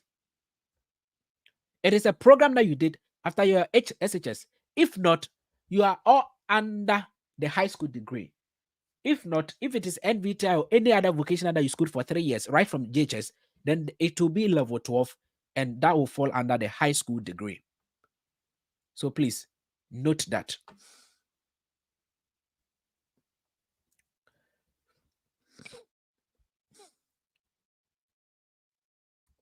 Somebody is saying that, please, do they accept the B column? I don't know what you mean by B column. Are you talking about the grade? We're not talking about grade here. They are talking about completion. So if you have completed, just take it. Whether you got A1 or F9 in chains, just indicate. When the results come, you will know what to do, okay? So another thing is, when you're going to America, they ask you what you're going to do. It's either you are going to work or you are going to continue your education. So if you don't have enough, and if you say you are going to work, it means even if you have secondary school level, you have to get work experience. Example is, I have secondary school certificate. And they asked me, what are you going to America to do? I said, I'm going to work. What job? I said, nursing. Have you gone to nursing school? No. It means I cannot go and do the nursing. I have to go to school. So if you say, I am not going to school, I'm going to work, it means you should possess skills and experience of that job. And so those asking that your high school certificate is not good, you know that if you tell them that you are going to continue your education, you have F9 in change on your WAEC. It has qualified you, though you have completed high school. It has qualified you. But can you tell the American embassy that you are using that certificate to continue your education? No. Therefore, you tell them that you are going to work. So if you know your results is not good, get a skill so that you can use that to argue your case. That, see, I have completed high school. It has qualified me. but I'm not going to continue my education. I'm going to work in America as a carpenter, and I have skills in that carpentry. I've done it for 2 years. Get reference from your employer and other stuff. We discussed that after they win. So after you win, that is when I do those lessons, those discussions. So you can join later. Let's pray that we all win so that we will do that. All right. Now let's continue. We've reached the vocational school. Let's go higher. Now, the next one from vocational school, the next higher we go is some university courses. Some university courses. Those who completed after high school, after SHS, those who didn't go to do vocational courses, but they went to do academic, whether 1 year or 2 year formal education after SHS. Example is certificate in nursing in Ghana. In Ghana, after secondary school, you can use your secondary school results, the BEC WASI results, to go enter nursing and go and do certificate, 2 years certificate. We call them the NAC. You are all university courses. So you all select some university courses. Some university courses. I know you didn't go to university, you went to training college. Don't argue, because in America, those courses are done in universities. So you select some university courses. Whether you want to do 2 years, how do we call it? So diploma is also part. So all the diplomas, all the certificates, all of you, some university courses. All of you. So right from secondary school, if you did a formal training or formal education, 3 years, 2 years, 1 year, you are all. So 3 years diploma, 3 years, 2 years certificate programs, 1 year certificate program. That is not vocational. You are all some university courses. If yours is vocational, then you should enter vocational school at the column D, select D, vocational school. But the E, or this one, some university courses, is those with certificates and diplomas right from secondary school that are not vocational. Example is certificate in nursing. Example is diploma in nursing. Example is diploma in education. All right. Then from there, the highest rank we go is degree. Degree. Those with BSc, Bachelors of Science, BSc, BA, Bachelors of Arts, BEd, Bachelors of Education. All of you, you select some university degree. Some university degree. That is the highest rank from after the diploma.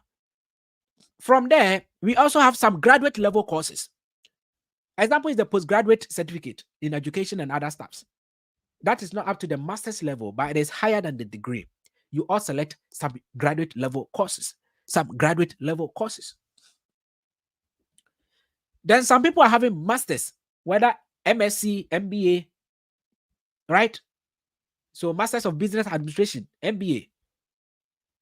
Masters of what? Science. Is it MSc, right? You all select master's degree. Then the PhD, doctorate. All right. Guys, I think I have explained question number 12 to your understanding. So this is how it will display on the screen. So you have to just click one, select one. So those from primary school know what to select. Those from JHS know what to select. Those from high school or technical school or the NVTI or the vocational schools up to level 12 know.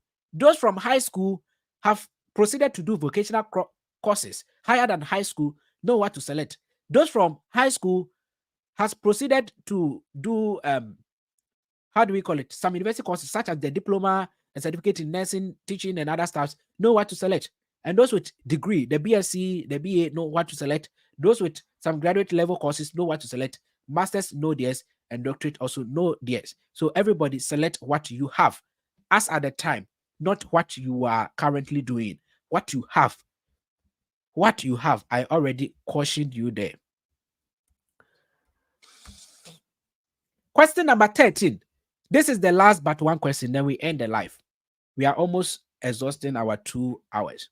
Question number 13. Your current marital status. Current marital status. Those on TikTok, please, I will encourage you to join us on YouTube. It will benefit you a lot. I have 300 people here, 80 something people here. Join us on YouTube. It will benefit you a lot. We have almost 800 people on YouTube. Those streaming on Facebook, I don't know, but a lot of people are also streaming on Facebook. So please.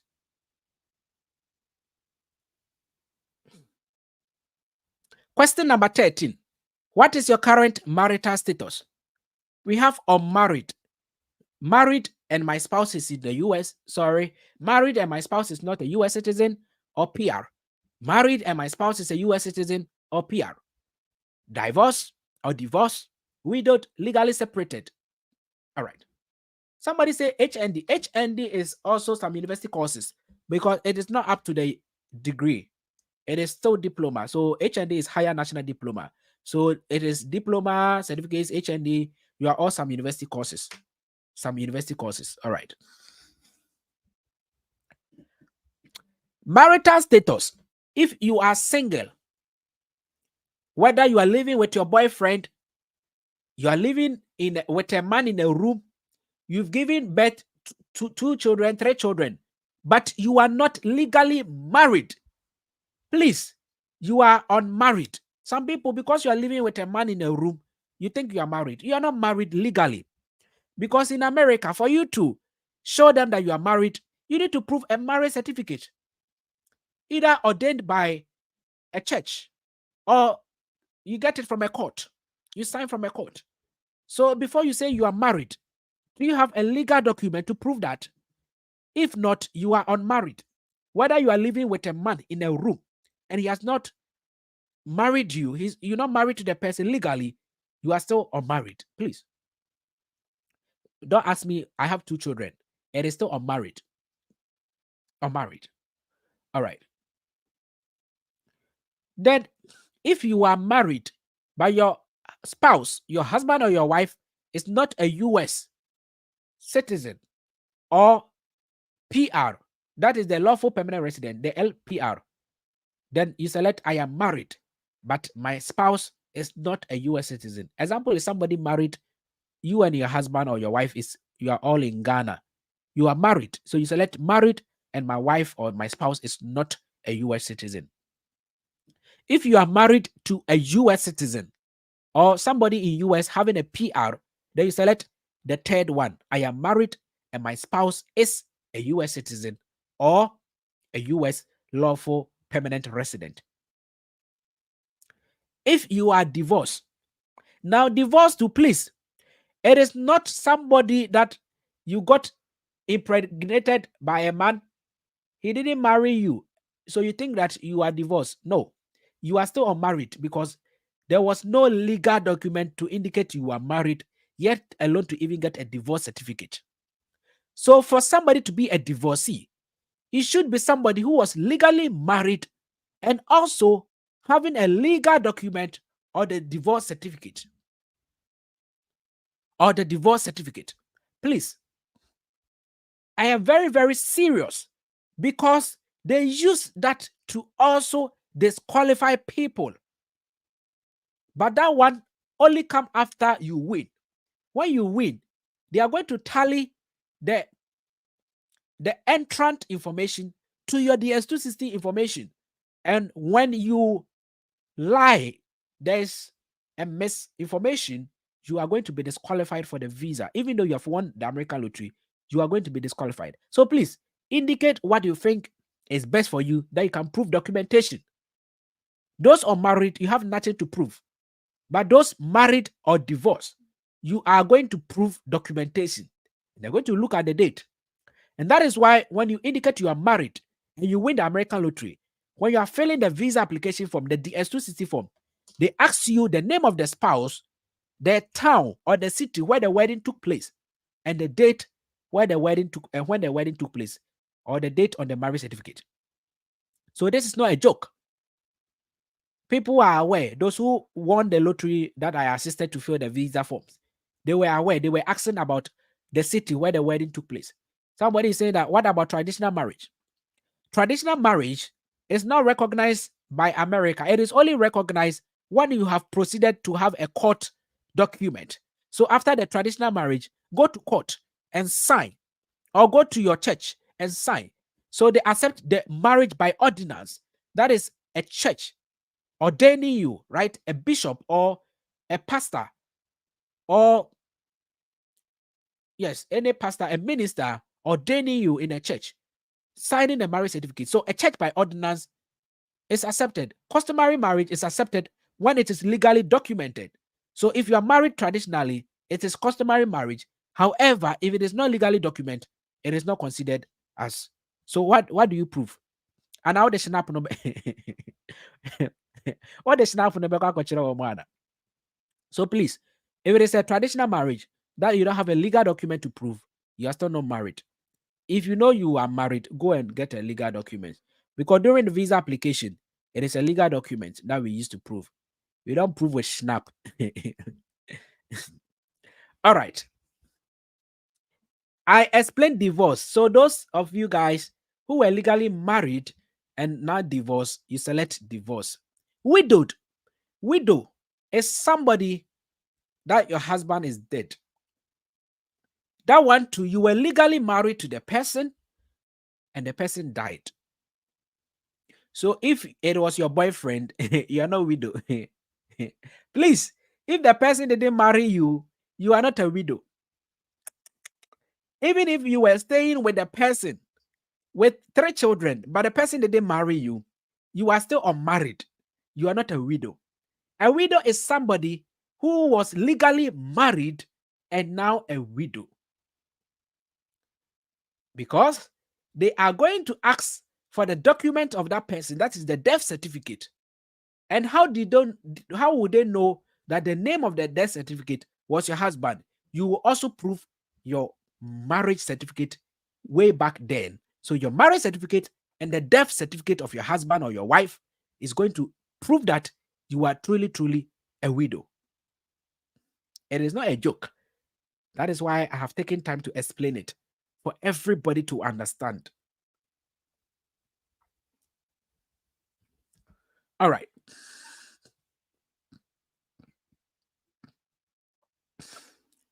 Now, legally separated, we don't normally experience that in Africa, but it is happening in foreign countries. That is where legally married people go to court to be legally separated for some months. So they get a legal separation document that they've separated, and therefore court to separate them. And whenever they feel that they want to marry again, they go and renew their marriage. It doesn't happen in Africa all the time, even though it is in Africa, but it is not common. So I don't know if somebody is legally separated listening to me. If you have your legal separation document to prove that you are legally separated. Now, if you indicate you are married, whether your husband or your wife is in America as a legal citizen, please, if you are married and your husband or your wife is in US, but not a citizen or a PR, you still go for the option C, that I am married and my spouse is not a US citizen. They ask whether the person is in America. They are saying, is the person a citizen or a PR? So you say, I am married and my spouse is not, right? So the person can be in America, but will not be a citizen or a PR or a permanent resident. All right.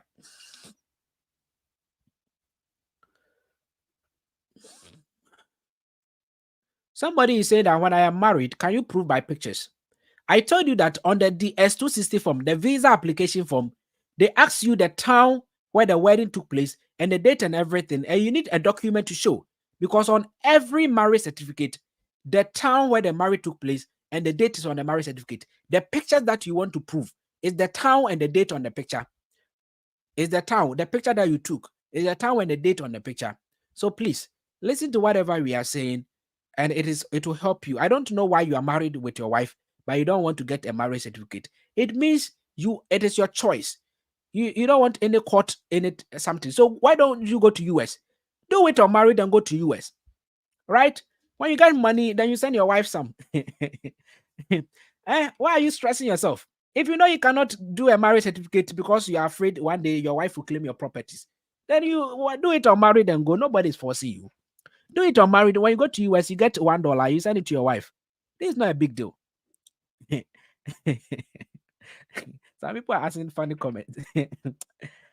All right. So you see that beneath they're legally separated. There is an option says enter spouse information. Please, if you are married, whether the B or the C, whether you are married, your wife or your spouse is a citizen or not, click on the enter spouse information. When you click on enter spouse information, after you fill your application, your wife portal will open. Another page will open for you to enter the details of your spouse. So this is for those who are married. You click enter spouse information.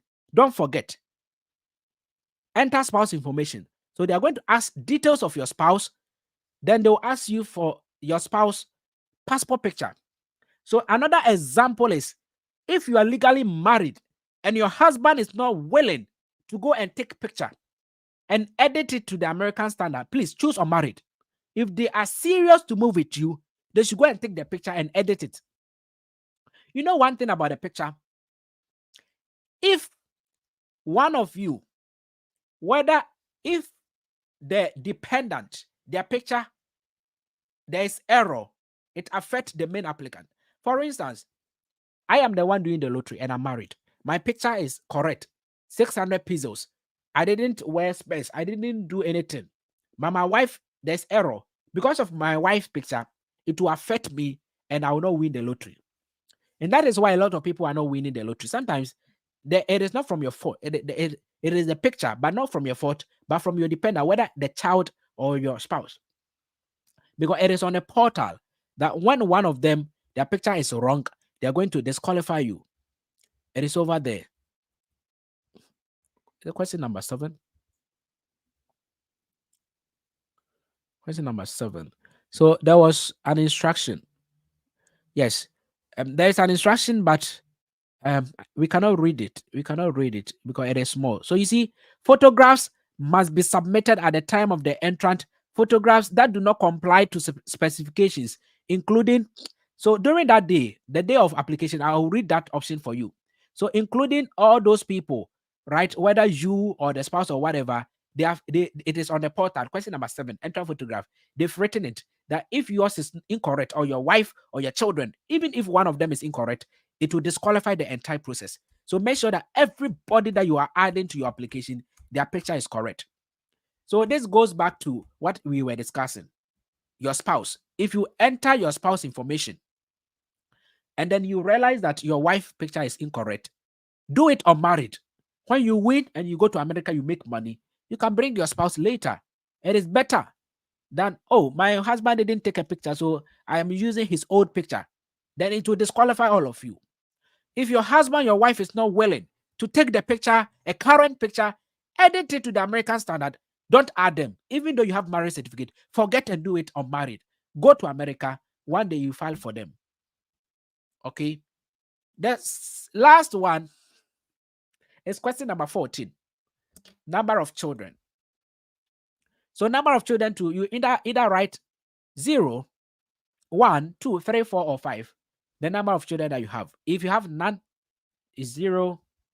Some people type none. You have 1, 1, 2, 3. So I believe if you don't have, is 0. You don't type none because none is not a number. None is a definition for a number. So number of children, 0 children.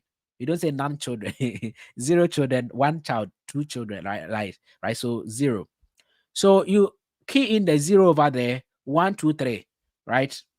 Don't type 1. Don't spell it. Don't spell 1, O-N-E. Just type 1 or 2. Right? Numbers. Enter key in numbers, not spellings. All right. The children should be 21 years of age. Below 21 years. So if your child is 21 years, don't count them. So if you are counting your child, it can be your biological children, legally adopted children, stepchildren.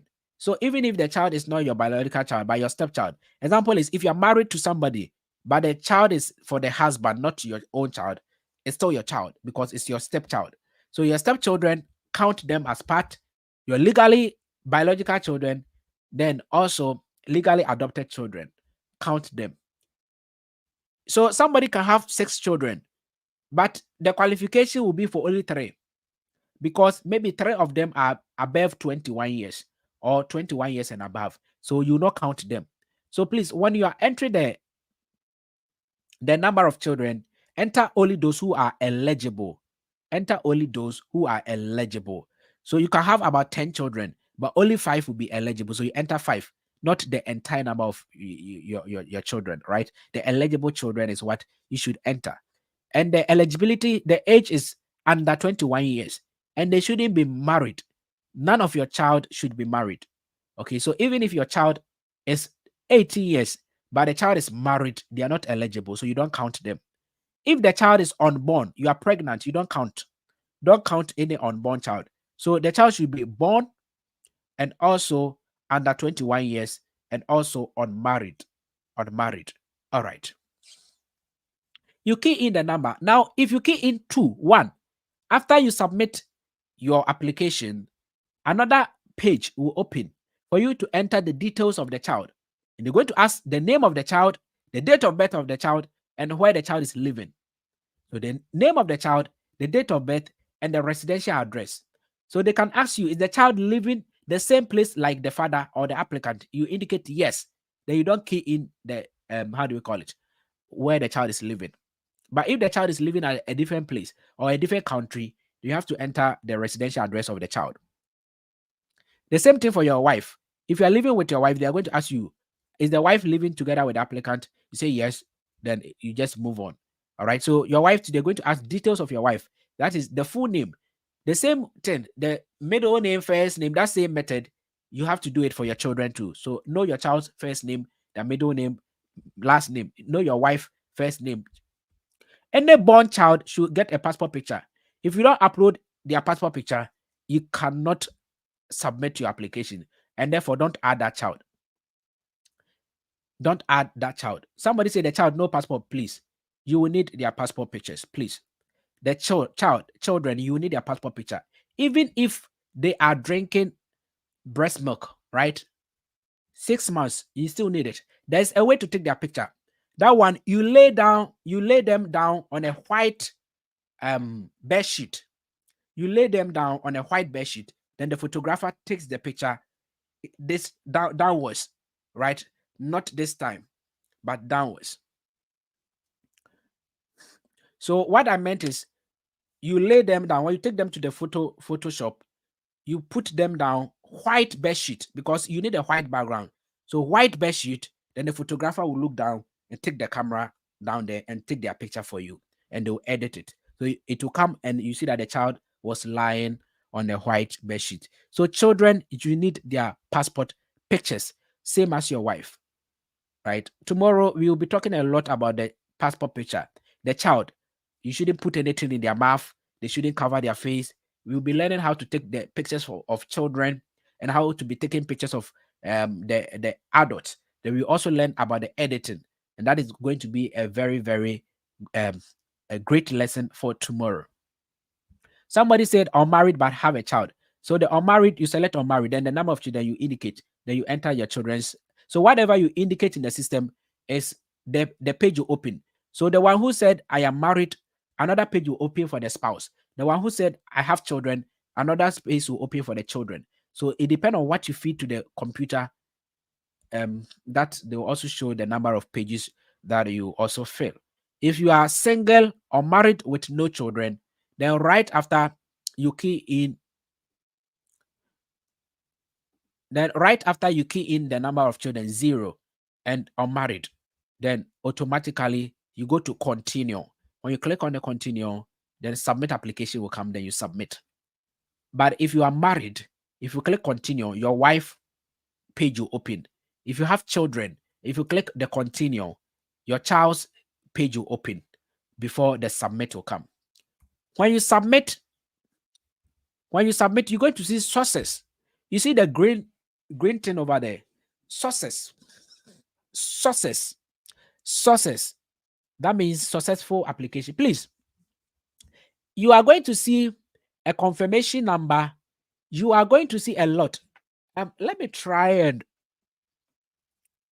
see if I can show you how the confirmation number is for those who applied last year. Or we should do it tomorrow. All right, let's do it tomorrow. So after you win, right? Sorry, after you apply, you submit, you go to see sources. They're going to tell you to print that page. So you print the page. Those using iPhone, you can just click on the page as if you are sharing the page. Then you can share to your WhatsApp. It will send it as a PDF, or you can share it as a PDF to your file manager. Some people also screenshot, right? Screenshot. It is better than you writing the case number down. If you screenshot, because the O and the 0, it is very, very difficult to identify. And the I and the 1, it is also difficult to identify. So if you are writing it and you make a mistake, nobody can get your results for you. So it is better you save it as a PDF or you screenshot, so that even if you key in and it's wrong, somebody can pick it and tell you that here was 0. That is why you're not doing it. So change from O to 0, or change it from 0 to O. So the page that will come, the sources, please, it's either you save it or you screenshot. Don't write your confirmation number. So that page will show your name, that is your surname, your date of birth, and your confirmation number. And that is what you need to check your results when you win. That is May 2025. At this point, if you do your application, you submit, and you don't see any green, you don't see the sources, it means you were not able to submit it. Therefore, maybe network error or something. Therefore, you can do another application. But when you see sources and it generate a confirmation number, don't do another application. It will be a duplicate application and you'll be disqualified. I told you that the only one way they can disqualify you is either you do a duplicate application or the picture. The duplicate application or the picture. Yes. So make sure that you do the right thing. If you see sources, confirmation number come, and you're not able to screenshot, forget about that. Don't do another one. Once you've seen the confirmation number and sources, even if you were not able to screenshot, your phone went off. It is in their system. Don't do another one. When you win, we will be able to help you to get your confirmation number back. It is better than to go and do another one. And at this point, I am telling everybody, those of you going to an agent to do it for you, don't say that I went to an agent, he took my details. We've not started. So if you are here and an agent has taken your details, and you know that after you win, they are going to charge you, tell them to stop. You are doing it. Tell them to stop. You are doing it. Or leave them to do it. When you win, you go and pay your money and they do it for you.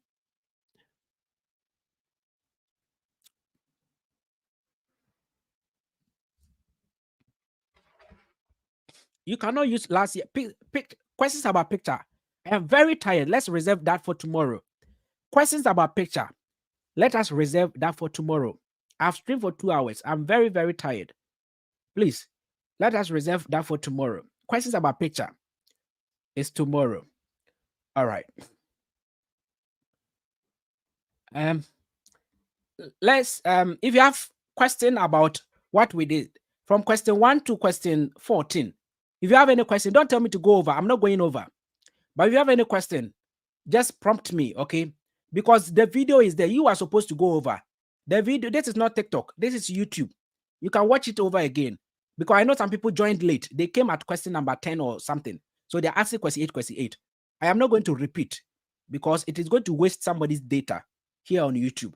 So you have to go over after we end the live. All right. Apart from that, if you have any other question, you can list it over there.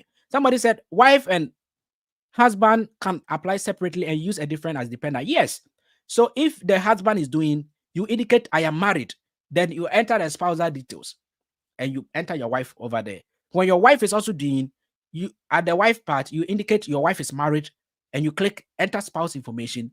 And when the form open for you, you enter your detail as the husband, as a dependent.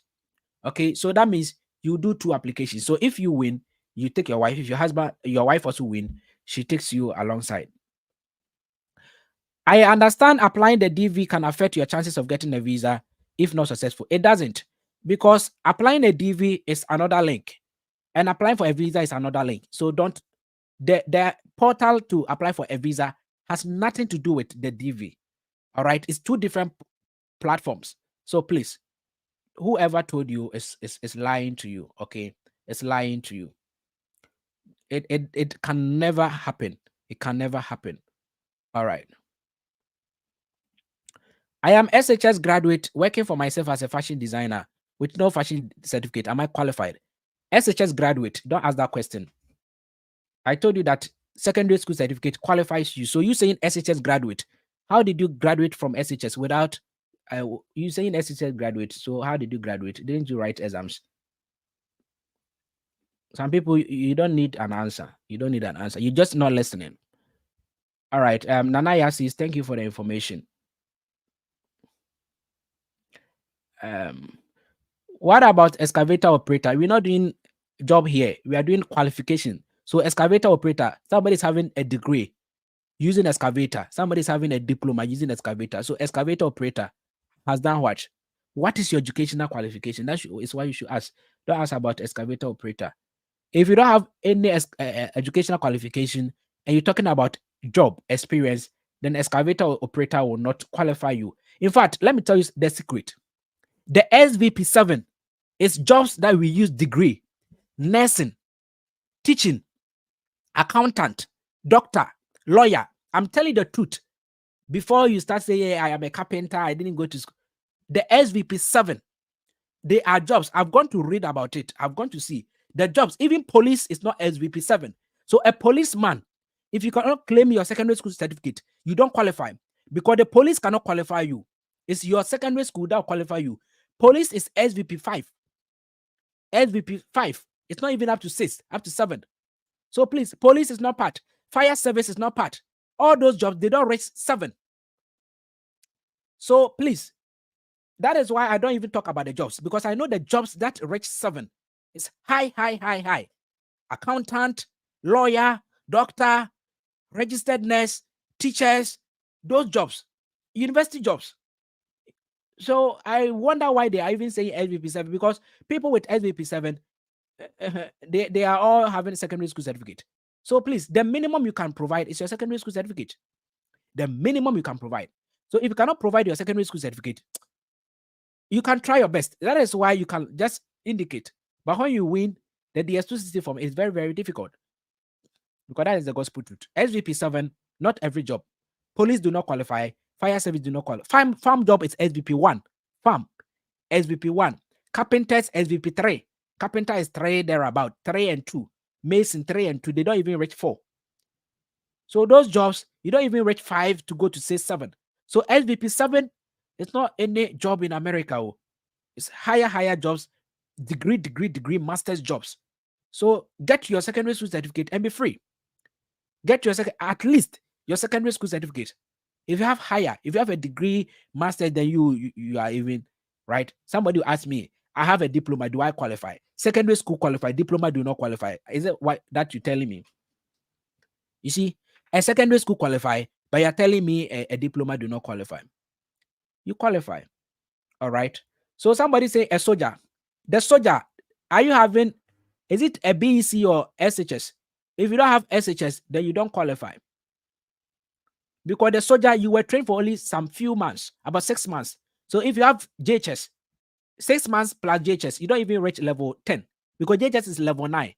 And the qualification is level 12, America standard. So soldier, you are trained about 6 months or 1 year. Police, 6 months. Fire service, 6 months. That is why they don't all qualify. But teachers, they school for 3 years. Diploma in teaching, degree in teaching, nurses, 3 years. That is why the SVP is higher. You see, so the soldier will not qualify you, but probably you have secondary school. So why don't you use the secondary school? This is not even an argument. Do you have secondary school? Yes. That is all. Because all the jobs you're mentioning, it will come back to a secondary school. I've never seen a policeman using pieces to do police. You're all having secondary school. So why are you crying? Oh, your YX certificate is wrong. If you know that you forge a YX certificate, then you have to stop it. You have to stop it. So please, let us understand this. Understand this once and for all. Let us understand it once and for all. Ask yourself, do I have a secondary school? Yes. If not, then ask yourself, do I qualify for the American level 12? The level 12. So right from JHS, have I schooled for 3 years, sat in the classroom, formal education, not training, formal education, sat in the classroom for 3 years? then it means you will reach level 12. Then you qualify. Because the SVP jobs, they are degree jobs. Forget about your trade. They are degree jobs. They are degree jobs. Somebody say, I am a driver with no certificate. So what do you want me to do for you to understand? Eye brofo na monte anase de. Me say, adwuma e ma qualify no a degree adwuma. O driver no the degree ne twi ye. O ko Legon ana ko K University. Wa amfa degree ankotwi. E na wa wuni secondary school. Nti me see that say, wo secondary school anase adwuma eye SVP 7. E na SVP 7 no ne nyina koye diploma ne degree adwuma. Enti wo nim se wo nka ho. Wo nso wo se bisa me. Brofo na monte anase de. Enti da say wo secondary school certificate and as a juma na we no a level 7 SVP 7 and a SVP 7 so akoye no degree ene ayi because police for nka ho omo nyina no omo ye training for police bi be qualify just say your officer wakobo ni degree eti any degree ni na qualify no enye ni police no what is here say soldier ni bi akoye university akoye ni degree or your officer any degree no na qualify no you be saying an educational background here. They because me will BSc in something, and I will BA in something. What is here? Said you be saying nurse in it. What is educational background? One can say me a nurse, or because me will diploma in nursing and a degree in nursing. Etimonti I say once and for all. Senya we jumano. Now even a jumana ma qualify no. A jumani nyinano. Akoye BSc in qualification jobs. And in fact, will be or qualify for a jumano, send the pan pass it through secondary school. Eti we krano yen consider jumano. Because nurse nina wo na or qualify no. Wa pass it through secondary school. Enti adenti na ofan secondary school no pass it. Because qualification is secondary school. And I say a juma a yes level 7. And a level 7 is a degree. Enti when ya degree no a level 7 no krana. Nya secondary school. That is the basics. You are all worried because you don't qualify. And I don't know. Untimi and nada on unu no wa na obesere akwai te say wa unu no wa obesere unim say uni secondary school wadwuma so enkwal ba ubi same na madada say oh ye bi message to be ba wini a unya visa no. That is the gospel truth. I don't think na omo wini 131,000 but omo munya visa 55,000 because me refuse ni pa 70,000 bisa ho say 70,000 people na omo refuse omo no bone be no maye a way no they refuse to. So it's either you partake, win, celebrate, and not get a visa. If you want it that way, fine.